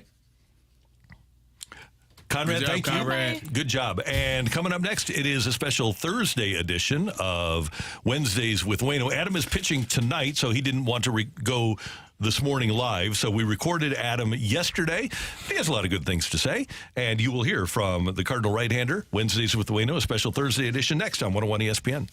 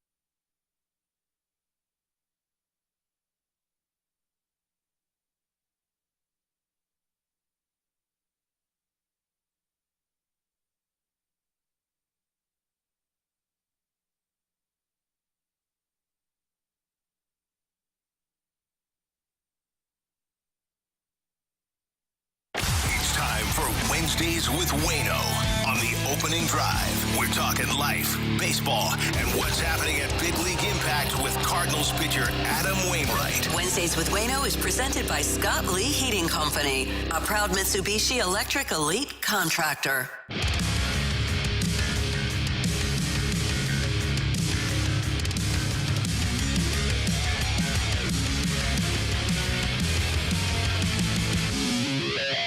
Welcome back to the opening drive on 101 ESPN. Brooke Grimsley, Randy Carricker, and we head to the celebrity line, and it's time for our visit with Adam Wainwright, who had the opportunity to play golf in Atlanta on Wednesday. So it's another special Thursday edition of Wednesdays with Waino. Good morning, sir. How are you?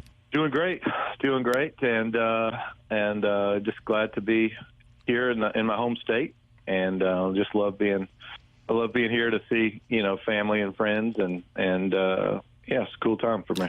I was going to ask you about that. That was going to be my first question. Drafted by the Braves, grew up in Georgia, your favorite team. I was thinking about your formative years, 10 to 20 years old, and that team is having all the success. So with that being the backdrop, and you're having your last trip to Atlanta, what's this week been like? Oh, it's been a fun week. I got to play golf with my cousin Hunter. I went to lunch with my brother Trey. I saw a couple of classmates yesterday in the stands. Saw, a couple of my friends from high school are actually on the crew there at Braves Stadium stadium there. Our high school quarterback for one of my years as a football player in high school, Twani. He's one of the security guards, and we had somebody run on the field the other day, and they were lucky that Twani wasn't the one that got out there after him. They'd be in big trouble. But it's fun, man. I like coming here. It's a great park. It's and a great challenge. The team that the Braves are throwing out there is pretty talented. Have you just been able to reflect and think about how much you've grown since being a part, obviously being drafted by the Braves, so just how much you've grown over the years and seeing where you're at now? Well, I haven't grown any taller, but I seem to be growing outward a little bit. But it's fun to think back on the years, and the different kind of troves of players that have come through, the groups of guys, and you start thinking about, the guys that I came up with, and Anthony Reyes and Brad Thompson and Randy Flores and those guys. And, now Thompson's in the broadcast booth and Randy Flores is the scouting director. And he goes a couple years later, he got John Jay and Descalso and Alan Craig and that group, and trading for Matt Holliday and then, the next group that came in, and Michael Wacha and those guys. And then, now the new group of Dakota and Flaherty and those guys. And now you got even a younger group coming in that are just barely older than my oldest daughter, with Mason Wynn and a couple others. And it's just you see so many players. I've had the opportunity to see so many players come and go, and luckily have just had wonderful relationships throughout all of it. It's a fun thing to think back on. Well, on a player that you just touched on right there, Jordan Walker, this is a homecoming for him too. What is it like seeing him go through this process of going back to Georgia, having the friends and family there, and how much have you seen him grow his progression on and off the field this season? Yeah, and I actually walked out of the stadium last night to the bus with Rocc, and that was a fun thing to just kind of, it's even more so for him because he grew up here in Atlanta. For me, it was just kind of my favorite hometown team, and I got up here to maybe a couple of games a year, but I lived 5 hours away from here. But for Rocc, who lived here and went to a lot of the games, and wasn't that old really when he started. He was probably rooting for Acuna, a couple of years ago when he first broke in. I saw a funny video of Harris cheering for Acuna's walk-off home run in the playoffs or whatever it was a couple of years ago, and he was going crazy. And then to play with him, I know that's got to be fun for him. But for walking out with Walker, I looked at him and I said, "Is this pretty neat for you?" He goes, "Man, there's hundreds of people here to watch me today, and I got a big pass list, and to get a hit and be able to score some runs and do all that on this field where I grew up watching." He said it was just so special for him, and I know that feeling, and it is a cool thing to go in, and especially when you win, and you can kind of, when you beat that team that you grew up watching, and all your family is there and all your friends there, and the friends, you just never know where their loyalties really lie until you see them wearing Braves shirts. You know what I mean? And I'm sure that was true of Walker last night too, because I know a lot of people were here rooting for him, but they were also rooting for Braves to win, and that's how it is with my friends. They're like, "Yeah, we want you to do really great. We just want the bullpen to blow it when you come out." I'm like, no. Hey, Adam, we've talked over the years about how you were impacted by that 90s Braves team. And because you're such a keen observer of the game, I think you're a unique person to ask this question. If you would plop Maddox, Glavine, and Smoltz into the 2023 version of Major League Baseball, would they all three still be Hall of Famers? Yeah, they'd be great. Here's the thing.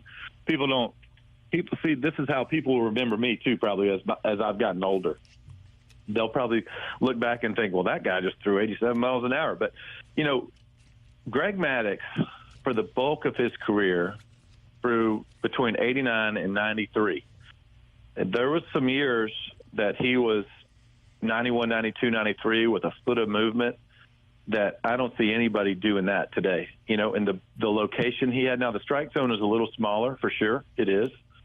But, you know, Tom Glavine was still sitting low 90s when he was upwards almost 40 years old with pinpoint control and pinpoint control of that changeup that he could throw at any count and exactly where he needed to or wanted to. And John Smoltz had stuff more like people have today, where he was sitting 94, 95 as a starter with still probably the best slider split combination that I've seen from a starting pitcher. So, yeah, I do think they would be great today because they each did something unique, you know, and they were special. I think the same thing. So here's a comparison that's not about baseball.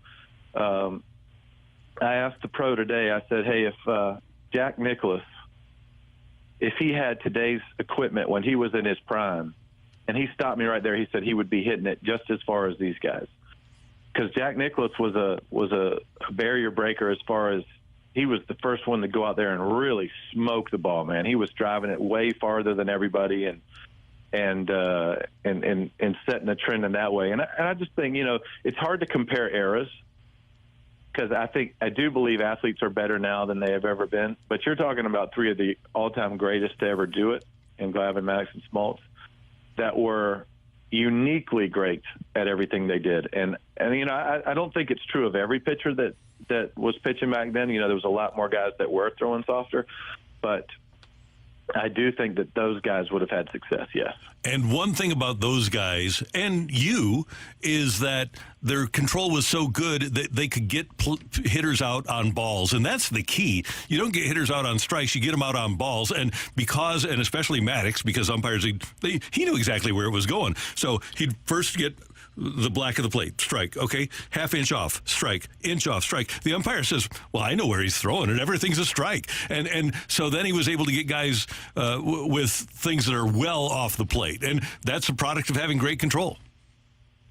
Well, it is, but one thing to think about, and I saw this as a clip that I watched yesterday, actually. They were asking Greg Maddux about his 0-2 approach. And he said he was watching Glavine pitch one day. And it was early on in their careers in Atlanta together, and Glavine gave up an 0-2 hit. And he said Leo Mazzoni got just so pissed off that he gave up that 0-2 hit because, you know, back in the day, and really it's kind of come back around now too, where pitching coaches, if you give up an 0-2 hit, they can't believe it. You know, they want you to try to get them to chase out of the zone. And Maddox walked over and said, hey, Leo, I hope you don't get mad at me for giving up an 0-2 hit because I'm going to lead the league in 0-2 hits given up. He said, but I'm also going to lead the league in 0-2 outs.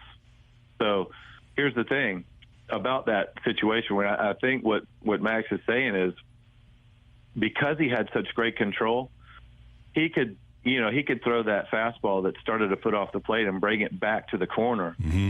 And they were going to call it a strike or the guy was going to either take it or swing at it, right? And so he might get a single. He wasn't going to hit it hard, but he might get a single here and there. But because hitters knew on 0-2 counts that he had the ability to throw a strike at any time, they had to be more aggressive. And I love that approach because if you can prove to the hitter that you can throw strikes in any count with any pitch, they have to go up swinging. And that's why you saw him throw so many complete games with low pitch counts because they had to swing the bat early. Because once they got into that 0-2 count, like you said, he was going to throw something nasty that looked like a strike that it wasn't, or it looked like a ball and ended up a strike. And that's a tough way to hit. Adam Wainwright with us on 101 ESPN. And Waino, Brooke is really excited about the start of this fantasy football season. And at Big League Impact, we're going to have a heck of a season. Have you had your team draft yet, though? Oh yeah. We had... And I planned everything. This might be the crown jewel of fantasy football drafts that I've ever put on or heard about. Actually, got to hear this. We flew into Atlanta the other day. Nobody knows what we're doing. I had 2 buses ready for coaching staff and everybody on the team. we got loaded up in the buses. We went over to Mercedes-Benz Stadium. We went in to field, got to throw the ball around on the field and run some routes and, kick some field goals. By the way, I made a 45-yard field goal. No big deal. Oh, wow. I had a magician, Howie the Great, coming in and do a little production for us that was pretty neat. And then we went into the Atlanta Falcons clubhouse and had our team fantasy draft inside the Falcons locker room. It was pretty neat. Wow. That sounds I wish I had I guess I should say I wish I had a fantasy football experience like that, because that sounds spectacular. You were talking about just getting into football. When I was digging into looking into things to talk to you about with Georgia and just growing up there, were you a wide receiver in high school, and did you make All-State? All-Region. I think I was two-time All-Region wide receiver, yep. And and I think I was like, honorable mention All-State kicker. Oh, so that 45-yarder was That's not where a it fluke. worked out. Yeah, I had the school record until Georgia's kicker now, who's a national champion, by the way, two-time running, broke my school record for longest field goal. I had 48-yarder in a game. I had 60-yarder in practice back in the day. I used to be able to kick pretty good. Wow. So I need to hear about your team, though. Who are your first couple of picks? Who are Adam Wainwright's go-to guys for the 2023 fantasy football season? All right, so you have to understand where we were, right? And I was in charge of planning this whole situation. So I had the 4th overall pick, maybe a little bit of a reach, but I felt like I had to, and I believe in this guy. I went Bijan Robinson. I like that. I like that a lot. I felt good about it, though, because I got to put that Falcons jersey on in the clubhouse, and all the people that helped me plan it that were employees of the Falcons, they felt real good about me putting that on. Very so cool. I felt like that was a good thing to do. But also I think he's going to have a great year. Then let's see, who'd I go? I came back around the end of the second round. I went with Jalen Hurts because I just love having a good quarterback. I just love it. And so I went with Hurts there at the bottom of 2, and then top of 3, I came back with Devonta Smith so I could get that quarterback wide receiver connection going on. Came back in the 4th and got Darren Waller. Ooh. In the 5th, I started. Let's see, who did I get in the 5th? I drafted DJ Moore in the 5th. That's a nice 5th round pick, Adam. I love that pick. What I mean, the draft value there was sky high, so I felt like I had to do that. And then I got Khalil Herbert and I got James Cook in the next 2 picks.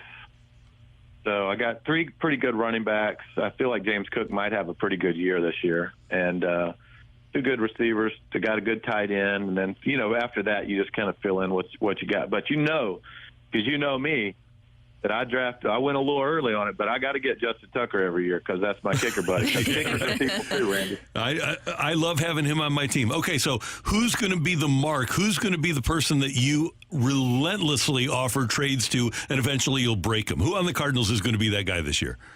Well, that's true of all of them, buddy. I'm going to go after all of them. Relentlessly, I'm like a chihuahua on the heels, if I've got a trade in mind. Tommy and I are about to work something out, but it may or may not be true that I have targeted rookies in the past, and we got a few of them.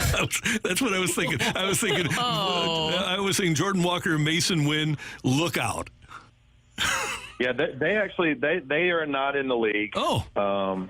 They're not in the league this year, but they will be next year, I think. I got a feeling. Good. I'm glad you got a couple of marks. Hey, so much cool stuff going on with Big League Impact, Adam, and you guys have had another magnificent football season, but I know the all-win campaign is all in on all-win, and a lot of other cool stuff going on. A lot of really cool stuff going on, and we still have the custom shirt available at bigleagueimpact.org. We would love for people to go on and check it out. It's a limited edition BLI T-shirt that is really cool at bigleagueimpact.com, and all proceeds go to bigleagueimpact.org, or Big League Impact, our charity, of course. So we'd love to have everybody's support there, and gosh, we've got a ton of support. That's for sure. So thanks to all our donors throughout the years who make it special. It's unbelievable. Hey, one more thing before we let you go. And I mentioned to Brooke that I wanted to put this word out there for you. With as much winning as you have done here, and I've seen it all, and I got used to winning. Is the word surreal appropriate for the way this season has been for you and the Cardinals? It just seems unreal and surreal to me. Does it feel that way to you? Well, yeah, I mean, definitely doesn't seem right, but and I'm not okay with it. No one else is okay with it. But before my time started here, if you'd have asked Randy Carricker, if you have one bad season of 18 years, will you take it? You might say yes to that. Yes, I know I would. And I'm trying. Yeah, so I'm trying not to think that way. That's just the reality of it.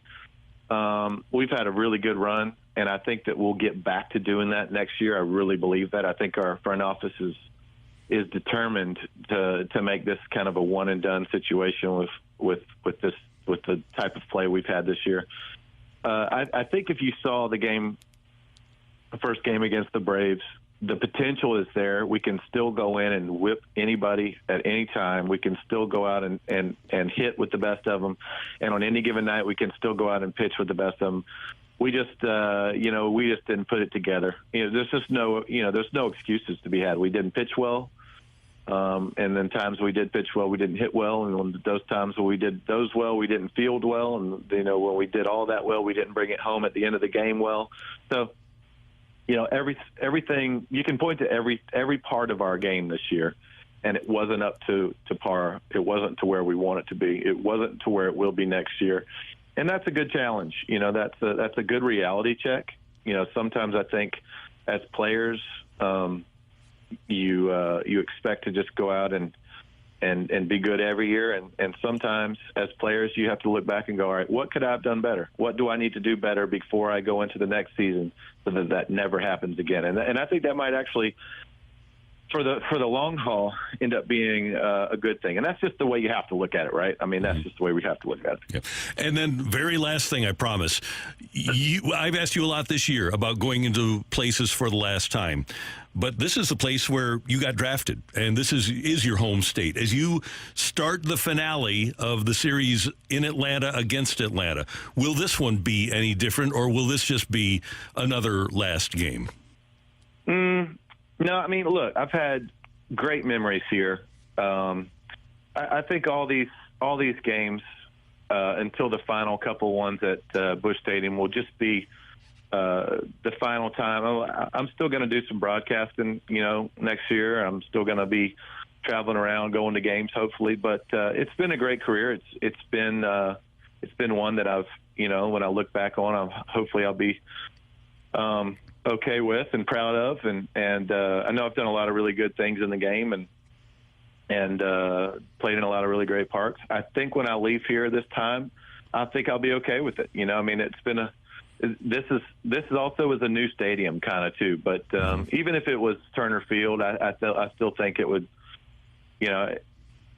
Busch Stadium is the only one that I'm going to get real sentimental about. I mean, honestly, it's even leaving Wrigley this year for the last time, it's kind of like, all right, okay, where are we going?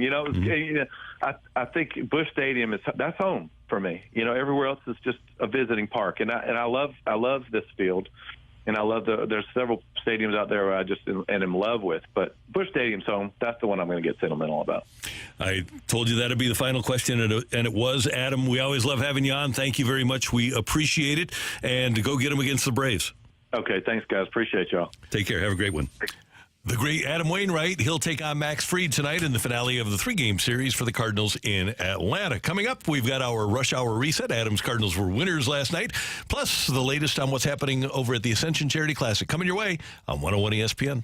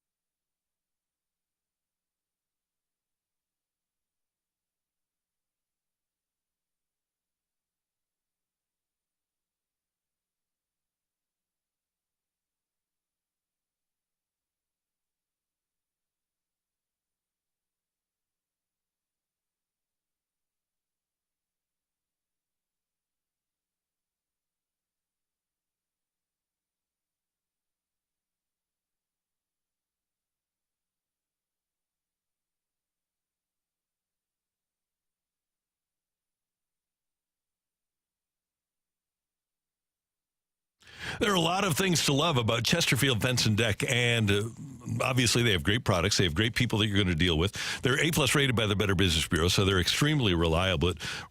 But one of the cool things is if you want to have a fence installed or a deck or maybe a sunroom or a screen room, they'll provide a free in-home estimate at no obligation and a free project design. So you give them a call at 800-300-4054 or make an appointment at chesterfieldfence.com, and they'll come out. They'll take all the measurements that are necessary and show you product offerings and an extensive digital photo gallery of completed projects. So maybe you're thinking about getting a sunroom, for example, your deck converted into a sunroom, and they'll show you some things that they've done in the past that you might not have thought of that are really good ideas. And you can say, hey, would you install that too? And they'll do it at Chesterfield Fence and Deck. They're very creative. They're going to have a custom setup for you, and they're going to do fantastic work. Mention Randy Carricker and get 48 months of interest-free financing on your next outdoor project with Chesterfield Fence and Deck. Again, ChesterfieldFence.com. Call 800-300-4054. Chesterfield Fence and Deck. The sign you have the very best.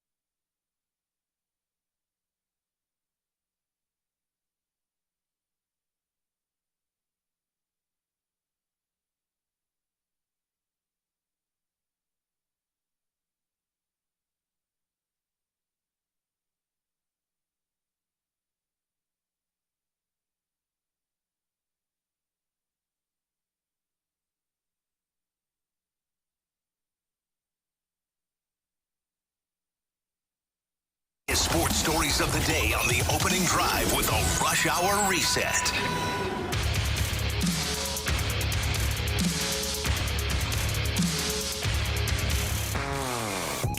9:06 in St. Louis. Your time check brought to you by Clarkson Jewelers, an officially licensed Rolex jeweler. Brooke Grimsley, Kerry Davis, Randy Carricker. The Cardinals will wrap up their series in Atlanta tonight. Adam Wainwright pitches against Max Fried. That's a 6:20 start after the Cardinals won last night by a score of 11-6.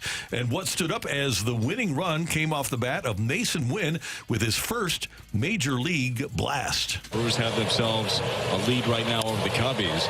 Mason Wynn hits one a mile high down the left field line. Did he get enough? He got enough! His first home run! A towering drive into the bullpen in Atlanta. It's 7-2 Cardinals. 7-2 at that point, and the Cardinals needed 7 because they won by a score of 11-6. Good job by Dakota Hudson last night as he gave the Cardinals an opportunity to win. Tomorrow, over at Norwood Country Club, the 3rd annual Ascension Charity Classic will get underway. It is the crown jewel event, in my mind, on the Champions Tour. Still tickets available, and right now we welcome to the celebrity line our friend Nick Ragone from the Ascension Charity Classic. Nick, good morning. How you doing?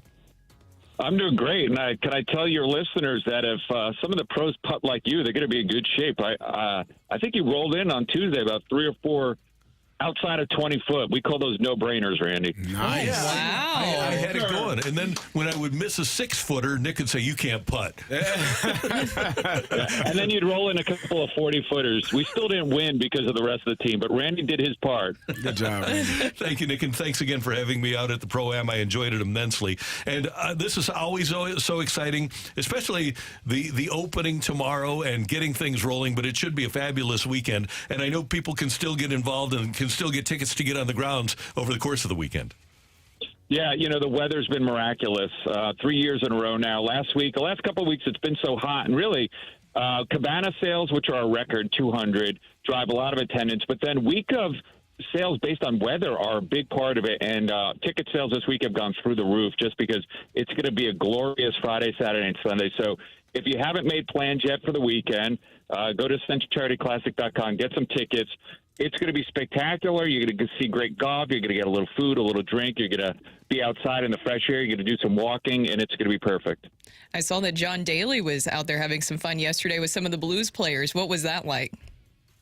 A lot of fun. I mean, John knows how to have fun, and the Blues players are excited. Rob Thomas is going to be playing in the Celebrity Challenge on Saturday with Coach Berube and Chris Pronger, and we got Ozzy and Nancy Lopez and Hale. And that group was a lot of fun to watch and be around yesterday.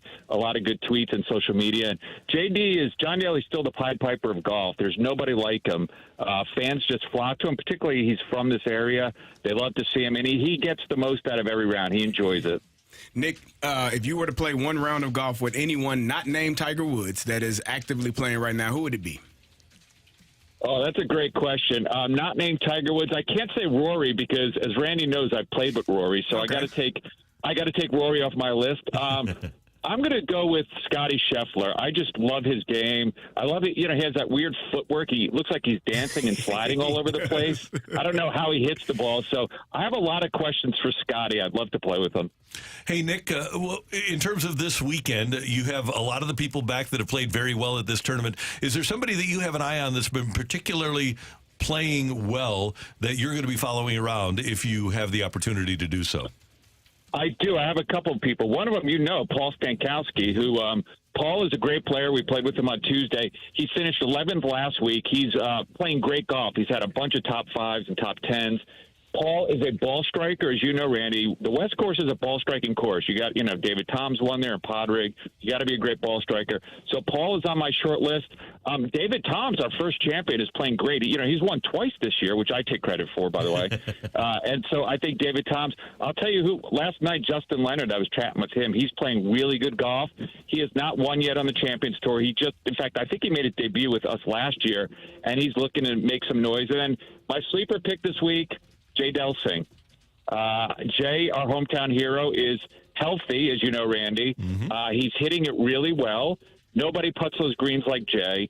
And how cool would it be if we had Jay on the leaderboard on the back nine on Sunday? Oh, that would be fantastic. It'd be fun to follow him around as he stalks everybody else or protects a lead. It's going to be great. The Ascension Charity Classic, again, go to AscensionCharityClassic.com if you'd like to get passes for the weekend tomorrow, Saturday, and Sunday. And it's as good as any tournament you'll ever see on the regular tour or on the Champions Tour. Nick, thanks so much for the time. Thanks for what you do for St. Louis and for the golf community. It's amazing. We appreciate all the charity work that the Classic does and can't wait for the weekend to get started.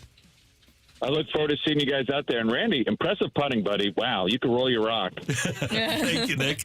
We'll see you later. Appreciate it. All right, bye-bye. Nick Ragone with us on 101 ESPN. And by the way, Nick can play. Nick is really good. He's got his game going too. If we were playing ABCD, I was the D, but I had a great time. That's good.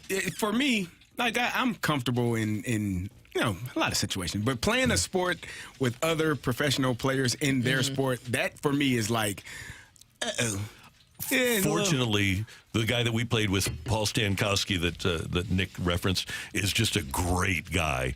And if you ask, and the Pro-Ams are great, especially on the Champions Tour, because those guys are just so friendly and having a great time. But he gave me a couple of tips along the way, and they really, really helped. But he just wanted to have a good time, and it was great. Yeah, I'm too competitive, right? I think I should be pro in that sport, so that's my issue. Well, my thing was, my first shot, my first drive of the day, striped right down the middle. And it was going to be my best shot of the day. Yeah. And then all of a sudden you build expectations. Randy, you gave him too much in the beginning. I sure did. I'm curious, like you're talking about, it's frustrating and humbling, too. That's how I felt in the cornhole tournament that we had last week. That was probably one of the most humbling experiences that I've had in a while. We'll be better next time. But it was like people who actually like travel and compete. And I was like, oh. They were already like picking sides by the time we walked up. Brooke and I walked up, and it was a lovely group, lovely couple. Yes, they were yes. working. They were practicing as we had a couple of beverages in our hands. They were like, we thought that they were just there. No, they were practicing. And we Already like, picked their sides. Yeah. They were locked in. They were locked in. Yeah. Well, that's why on the 4th of July they have the Cornhole Championships on ESPN. Right after the Nathan's Hot Dog Eating Contest every year, it's the Cornhole Championships because people are committed to it. I think so. I may have to see if I need to get more reps in, more practice. You are competitive. As hell. Coming up, it is the opening of the NFL season tonight in Kansas City. NFL news and notes coming your way on the opening drive on 101 ESPN.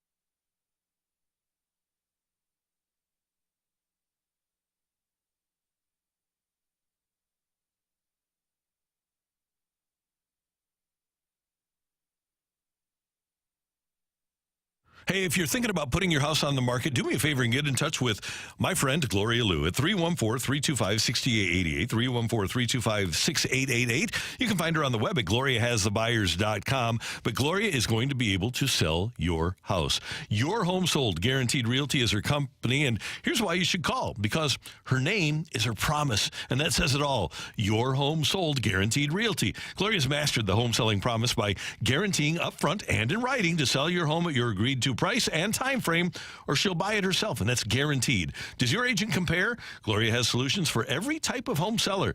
If you want a fast sale with no hassles, Gloria can do that. Her 24-hour cash offer solution is a great option to consider. No showings, no costly repairs, and you pick the closing date. You always get the highest cash offer bid from Gloria's database of buyers in what she calls her cash offer bid box. Take advantage of this great opportunity to sell your home for the most money and fastest. Call Gloria Liu at 314-325-6888 or visit gloriahasthebuyers.com.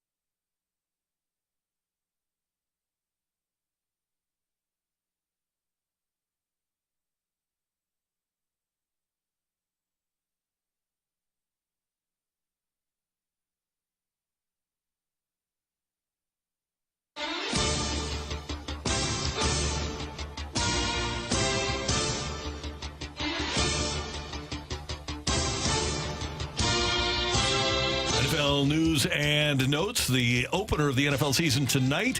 Kansas City will host the Detroit Lions. Pregame at 6:30 here on 101 ESPN. And to this point, no word of a deal between defensive tackle Chris Jones and the Chiefs. He said yesterday that if he signed today, he could play tonight. But we're getting pretty much to the witching hour here. Yeah, he's not playing tonight.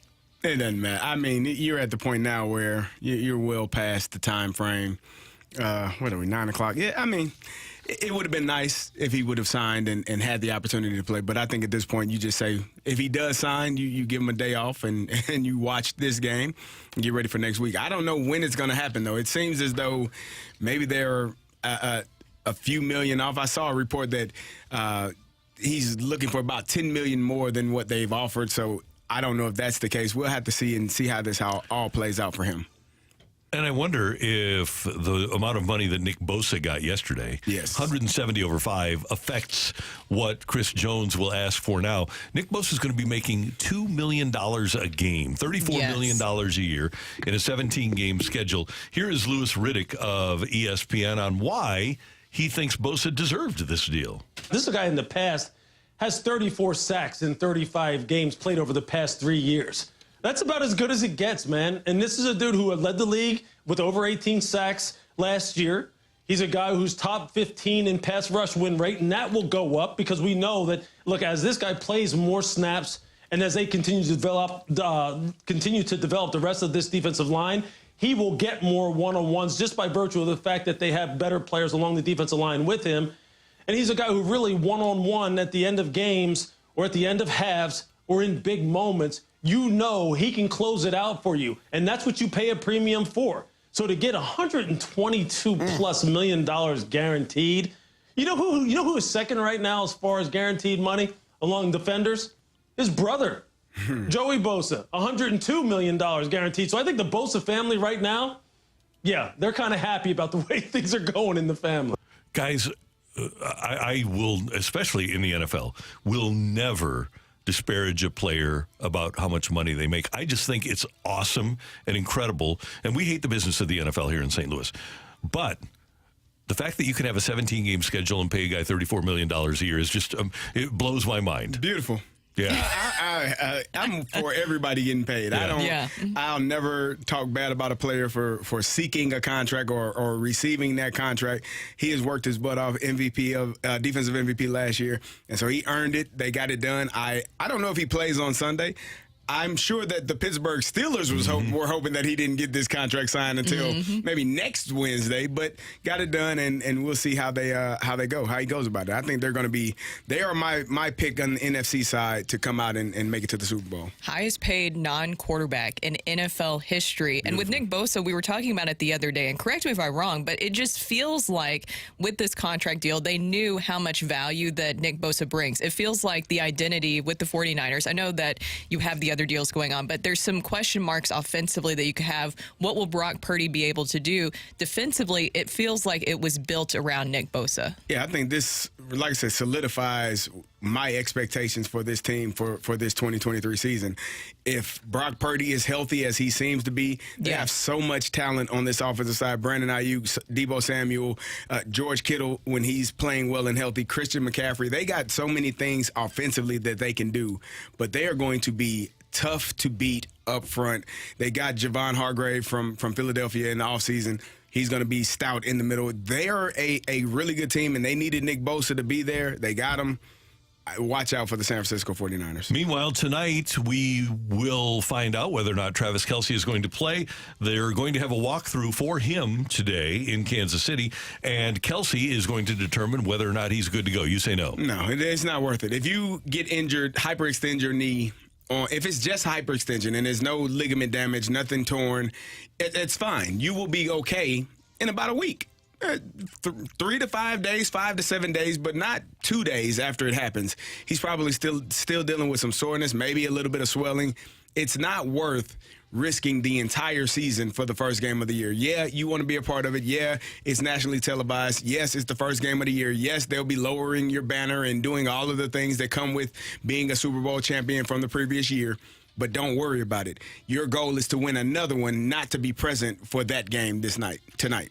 And what do you think about the reported Joe Burrow extension rumors? Do you think that he will become the next highest paid quarterback in the league? Yeah, for about 2 months until Patrick Mahomes resigns his deal, or a month and a half, whatever that is. Yes. But I hope he does get paid. I hope he's dealt with some issues. He hadn't played in the preseason in the last 3 years. Coming from the knee injury, then the appendicitis last year, and now the calf this year. But he's still playing well in the regular season. So if you are the Cincinnati Bengals, you want to get him paid, get him locked up for the foreseeable future, and make sure that you got your quarterback. And if I'm him, want to make sure I'm paid and nothing goes crazy. And he also said that he is going to play in the opener. Yeah. So he's not going to hold out or anything like that. He is going to play. Or hold in. Yeah. Some guys do that. Yeah. That's the smart way to go. NFL tripleheader coming up on Sunday. The first game, Saints and Titans. That's a noon game. Patriots and Eagles kickoff at 3. And then Sunday night football, we've got the Giants and the Cowboys. And Brooke is really excited about that Saints-Titans opener. Go Titans. There we go. I know there's some Titans fans here in town. A lot of them. And go Giants, too. Because you're playing the Cowboys on Sunday night football. Oh, okay. I see what you did there. Yeah. I was like, why do you say go Giants? That's why. Okay. And Makes sense. we're supporting Curbs. Oh, yeah. We love Curbs. Yeah. He's going to be tuned in, I'm sure. Yep. Coming up next, we're going to visit with Cardinals center fielder Tommy Edman. He's got some big league impact things going on, but we're going to talk to him about ball as well. Tommy Edman next on the opening drive on 101 ESPN.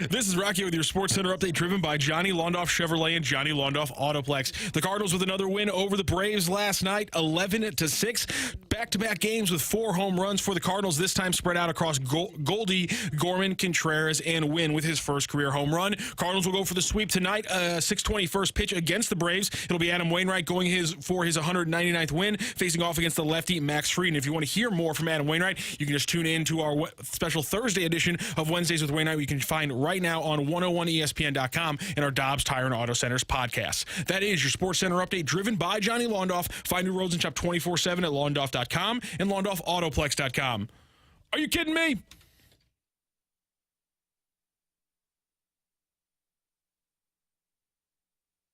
Is hammered towards center. Edman on the run, still going at the wall. He's got it. And slams into the padding. What an incredible catch for Tommy Edman. Swing, drive down the left field line. Let's go home. Cardinals win it. Driven to right. Well hit. Tatis back. It is gone. It is gone. The Cardinals have won it. The Cardinals will wrap up their 3-game series in Atlanta tonight, and joining us on a Thursday morning from Atlanta is the Cardinals center fielder, Tommy Edman. Joins us on the celebrity line on Tommy, 101 that's ESPN. our chant we do for you. Brooke Grimsley, Kerry Davis, Randy Carricker, great to have you with us. Good morning, sir. How you doing? What's up, guys? I'm doing great. Just enjoying our series down here in Atlanta. Yeah, you should be. This is fun, isn't it? Yeah, no, it's been a good time. We've put together some good games and come up with a few good wins against a really good team. Well, Tommy, of course, we have to ask you about this, but did you have any inkling before the season started that you would possibly be seeing some time in the outfield as much as you've had this season? I definitely wouldn't have expected it, but I've kind of gone into each season not really knowing where exactly I'll be playing. I mean, I've ended up moving around and playing multiple positions just about every season I've been up so far. So there's nothing anymore that's too surprising, but I definitely wouldn't have expected myself to play as much center as I have. When was the last time that you've played this much in the outfield? I had a couple seasons. I think in 19 I played a little bit of right field. 20 I played a little bit of right field, but I don't think I've played nearly as much outfield overall as I have this year. And before I got to the majors, I really didn't play almost any outfield at all. Tommy, you look like a natural center fielder, so I got to ask, which position do you like more? Is it center field or is it somewhere second base, shortstop? Yeah, everybody asks me that, and I really don't have a preference. I would say going into this year, I definitely liked infield more, but it's been fun playing center, and you kind of have the opportunity to make a lot of cool catches out there. So that's a fun aspect of it. So I'm still kind of deciding, to be honest. Well, you get more publicity playing center field. You, like you said, making those diving catches, get to be on the big screen. Everybody sees you. Nobody appreciates the ground ball 4-6-3 double play, right? They appreciate a diving catch. Yeah, it's normal, but the diving catch, going to get one and robbing a double is more exciting. Yeah, no, it's true. I think there is more opportunity to make those great catches out in center than there are in the infield, but. I don't know. I think in the infield, you definitely seem to get be more involved, and you're more action, like play to play. But center field, you definitely have those kind of cooler opportunities, I guess. Tommy Edman with us on 101 ESPN, and we're going to talk about education because you're involved with the All Win campaign with Big League Impact, but you are a thoughtful, educated guy. Can you put into words for us the emotions that go through your body when you have the walk-offs like you did back-to-back last week? Yeah, I'm not great at putting my emotions into words, as my wife might tell you, but there's nothing like it. I mean, especially just rounding third and seeing all your teammates surrounding home. I mean, there's really no feeling like it in the world, and to be able to do that, especially in the midst of a kind of a tough season like we've been having, is definitely a great kind of a spark. And I think hopefully that'll kind of carry us into a good September, and we started out pretty well in September so far. Well, I want to ask you another question about the outfield. I know that you've been working with Willie McGee. What are some of the lessons that you've put into practice that you have learned from Willie? We really kind of just worked on during pregame, just getting jumps out there and really anticipation and kind of just like reading pitches, because now we have the pitch comm in center field, so I know what pitches are coming. So that kind of helps out with getting better jumps from pitch to pitch. So just kind of just little things like that, and just a lot of positioning stuff as well. So he's been, obviously he's one of the best outfielders to play the game. So it's been great to have someone like that to kind of help out. Now, Tommy, I got to ask you this, because you are a Stanford grad, and I'm sure a fan of the Pac-12. What are you thinking about your Pac-12 being dismantled and teams going all over, literally going to different conferences all over the country? Yeah, it makes just about no sense. Obviously the money is the reason why, but especially for the sports that aren't football, if they got to travel to the other side of the country and on every other week, or logistically it just makes no sense. It's going to cost them a lot of money, but I don't know. It'll make for some interesting rivalries. I think I saw yesterday that they're talking about having like a neutral site, like Dallas or something like that, for the away games that Stanford have to play, just so they don't have to go all the way to the East Coast every other week. But it's weird. I wish that they'd been able to keep the Pac-12 together, just so makes things easier for everybody else. But we'll see how it plays out. Another football question for you. We talked to Waino earlier, and he mentioned the fantasy football experience that you guys had, that he did for you guys over at Mercedes-Benz Stadium, and it sounded fantastic. How competitive does it get amongst you guys with the whole fantasy football league? Yeah. That was, first off, that experience was really cool. We got to go on the field and visit the clubhouse, throw some passes around outside, and that was awesome. It was really cool for Waino to set that up for us. But yeah, it's definitely probably one of the most competitive fantasy leagues that I've been in. Everybody's super involved throughout the off season, and it's a great way to kind of stay in touch with the teammates. And of course, Waino's always pestering me with trades just about every day. So there's always opportunity to make your team better, and pretty much as soon as the draft is over, Waino just sends out a group text like, "Everybody, send me a trade." Just trying to get things rolling. Haven't been any trades yet, but I'm sure there will be soon. And Tommy, having played in the Big League Impact League and same division with Waino, he really does try to break you down, doesn't he? He's just relentless, just another offer every day, and maybe he'll switch things around, but he's trying to take something from you. Yeah, no, definitely. I think he just tries to pester you so much that eventually you get annoyed and just say, all right, fine. As long as you stop sending me trades, I'll agree to this one. Tommy, tell me about Mason Wynn. He was brought up about a month or so ago now. What have you seen from this young player in his first year in the big leagues? Yeah, no, he's done a great job. I saw him play in spring training, and he really did a great job of kind of getting acclimated to the big league team and the big league environment.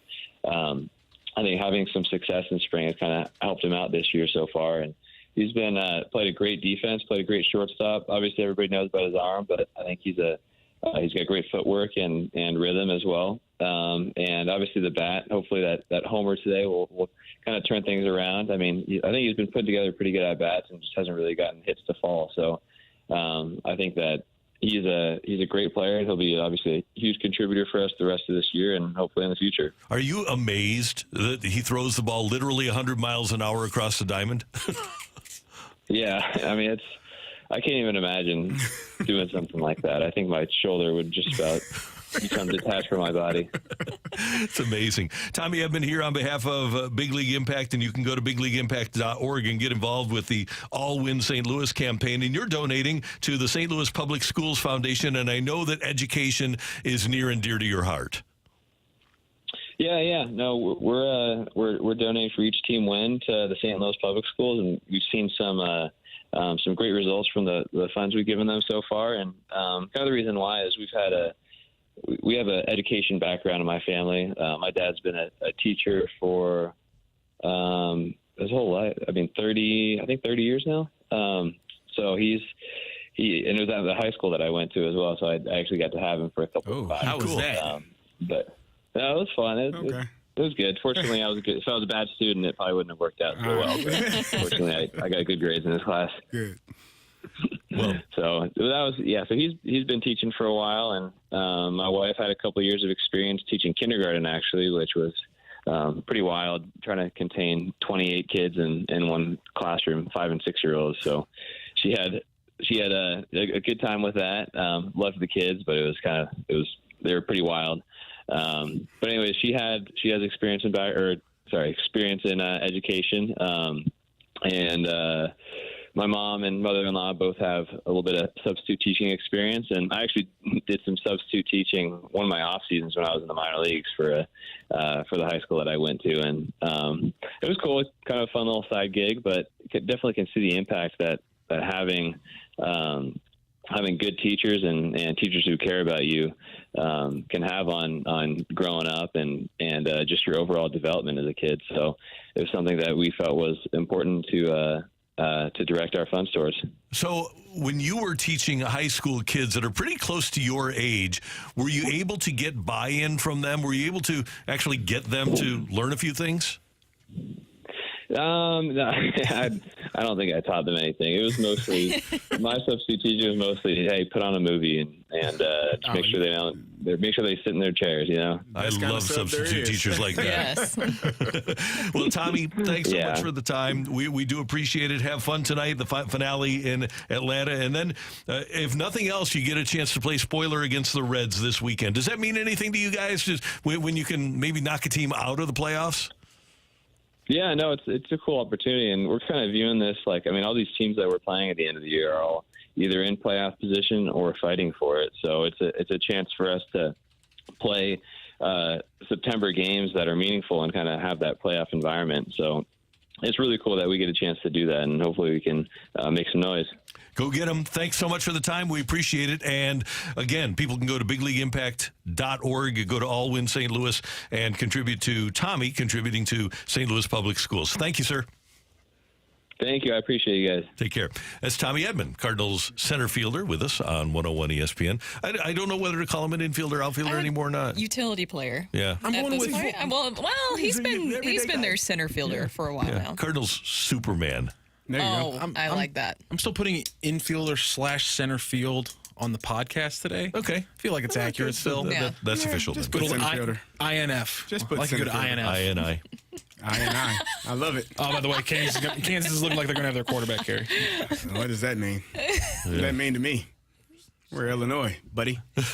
I guess you're supposed to be shaking in your boots over there. Ooh. Coming up, we're going to head down the stretch with Rock and Roll. By the way, Josh Ennis in for T-Mac today. Tim is not here, shockingly. What? Why are you guys laughing? Is he golfing? Yeah, the Iron Horse, probably. So Josh Ennis will be in for Tim. And I've got this bulletin. The Flash apparently official. We need 3 listeners who want to win Guns N' Roses tickets. Text giveaway and your name, and you'll join us on the air to guess how many Carrie will get. How many of something? Yep, we're gonna find out. We're gonna find out to start the show. Carrie, you get to pull the subject out of the hat, though. It's completely in your control. All right. Okay. So the Flash. Well, kind of, because he doesn't know what. Okay, fine. Text in What's in the hat? the word giveaway That's with what your I'm name. saying. So it's not full control. We want to hear from you next on 101 ESPN.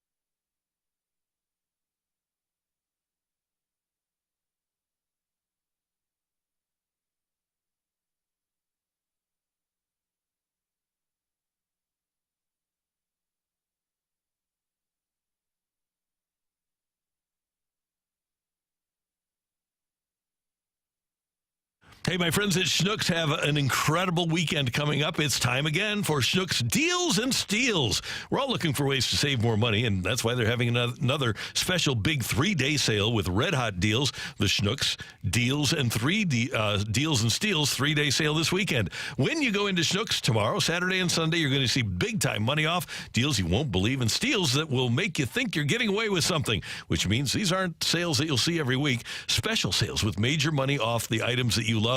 Some of these items include a 10-pound bag of basket and bushel russet potatoes, just $3.99. A Tyson breaded chicken nuggets, tenders, or patties package, just $4.99. And fresh pork tenderloins are just $1.99 a pound. So many ways to save money at Schnucks. You can earn 2% back with Schnucks Rewards. But the thing you need to do is get into the store tomorrow, Saturday, or Sunday for Deals and Steals at Schnucks this weekend. Make sure you take advantage of the huge savings and keep your eyes and ears open for the next Deals and Steals at Schnucks.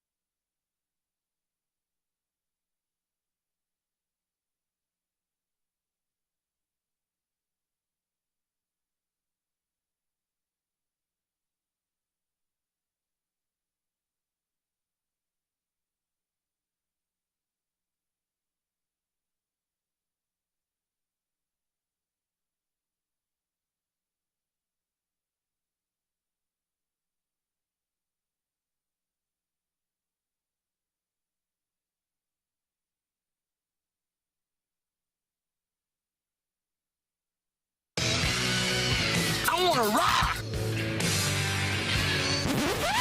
And roll.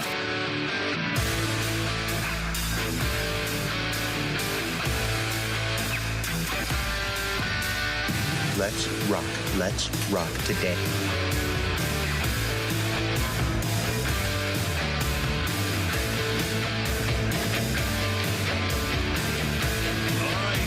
We're going to give away some Guns N' Roses tickets, and it's going to be awesome. We've got your chance to score a pair of tickets with special guests of Pretenders Saturday night at Busch. Tickets for the show on sale now. You can get 4 tickets for just $90. Get them at Cardinals.com/Guns N' Roses. But we've got the ability now for you to get free tickets, and we've got 3 people on the line, and they're going to compete to win these tickets. And what we need now is for Matthew Rocc to tell us the rules of the game. So pretty much what it's going to be is one of the hosts will pick out of the hat the topic that they're going to have to guess at. It can be anything from sports to geography, and essentially they're going to have 30 seconds to list however many things fall into that category. We're going to bring the callers on. They're going to take a guess at how many they can guess, and whoever is closest to the pin is going to be the winner of our Guns N' Roses tickets. So I have Carrie Davis over here, who's going to reach into our Fenton Bar and Grill hat to pick out his category.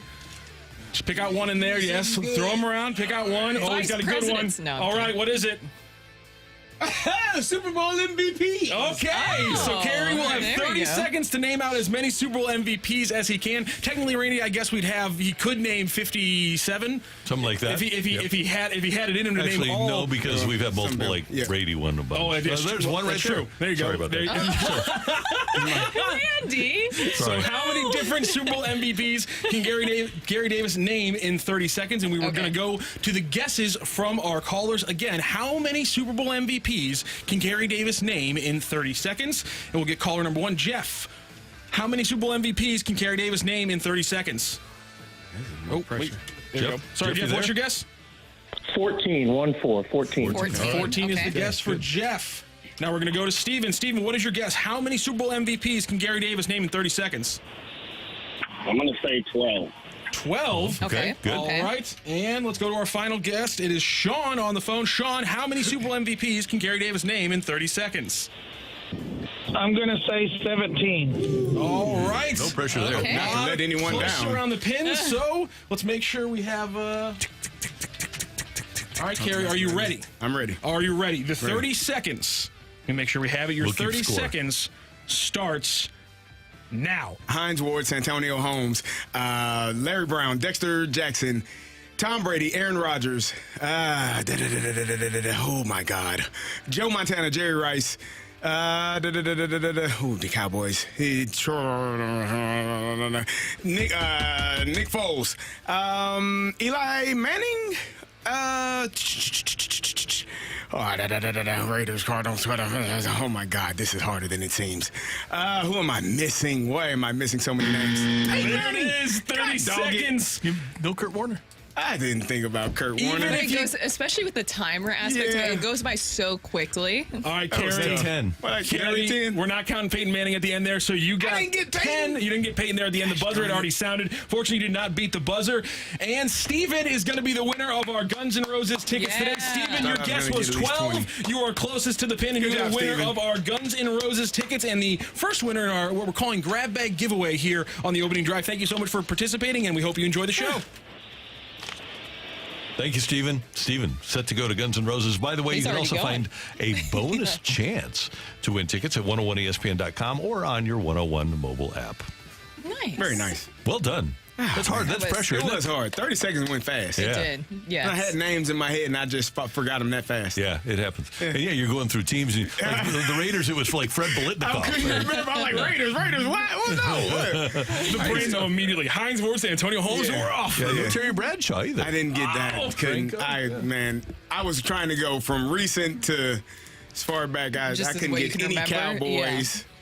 I couldn't remember who won. Roger Staubach. Troy, you had Troy, I said Troy Aikman. I said Troy Aikman. Or tried Did to. we give him Troy? I think tried so, to. 'cause I gave him think Troy. remember I gave him him. Troy. Yeah. We were just Peyton. Yeah, we got. Peyton was 10. no Emmett, though. Peyton No would have been Emmett. 11. So you got I was 10. trying to run No down in my respect for the brain. running backs. I know, right? None. Terrible. I don't know if you named a running back didn't. MVP. Terrell Davis. I don't think you did. No, I don't think John you did. Elway. I was trying to. Yeah, it was. That's tough. You got Rice and Montana in there. Yeah. That was good. By the way, I wanted to throw this in there. If you guys heard a little bit Nick Ragone talking about John Daly yesterday, but I think the best part of the story has to be the fact that there was an entire hole that was held up yesterday during the program because John Daly at one point, Lutheran North, obviously right next to Norwood Hills, they were practicing football. They kicked a football accidentally over the fence into the golf course, essentially. John Daly picked up the ball, went through the little gate that separates Norwood Hills and Lutheran North, kicked off his shoes, and then went out for 15 minutes and tried field goals on That's the pretty Lutheran cool. North field. There's actually a video on him on Twitter of kicking a field goal, and he's that. going old school kicker, not soccer style, old school straight Yes. leg Was kicker. he hitting him? Completely barefoot, and he's hitting him from like 20, 30 yards. Yeah, That's pretty cool. So That's Jack so Buck told me cool. one time that he was doing a game in L.A., a Monday night game, before the Rams moved here, and it was after John Daly had won the PGA, so it had to be 93 or 94, and he was out there at Anaheim Stadium kicking 45-yarders like it was nothing. He's a tremendous athlete. The barefoot thing's crazy to me, and the best part has to be that he finally gets finished. They finally drag him back to the golf course, and the 4 Blues he's playing with are all standing at their individual balls out in the fairway. Just like waiting for him to get back there and start the actual hole again. He was out there for about 15 minutes, so if you hope you had fun at the program, you were standing around for a little bit. I saw that video. I was like, what did they like take a field trip somewhere? Middle of the like, round. It was so random. It's only a pro-am. Yeah. It's cool. I'm sure everybody was happy. Yeah, I mean, I thought it was a blast. I love John Daly so much. The man's an absolute prince. And his son is a good golfer, too, over in Arkansas. Oh, yeah. So if you guys want to come behind the curtain a little bit, after the show, we set up tomorrow's show. And since I'm not going to be here tomorrow, do you guys still want me to participate in this endeavor, or do you just want to set up your own show and say to hell with you, Randy? Well, I have to run right after the show as well. Oh, So I guess it's just Rocc and I. I have to run initially. So I will help. There you go. So there we go. Hey, great job today by our producer, audio engineer, Matthew Rocchio. Pleasure. Brooke, this was fun. Yes. How about that? CD, win the fight tomorrow. Show us your face. We want to see your face. Who said that? You want to see my face? that's my goal. Thank you. Make sure I don't bring you disappointment when you come back. I will be back on Monday. We thank you for tuning in, texting in, and being a part of the show. Enjoy the Cardinals tonight. Enjoy the Chiefs tonight. And for all of us, until tomorrow morning at 7, have a great day, St. Louis. That's right.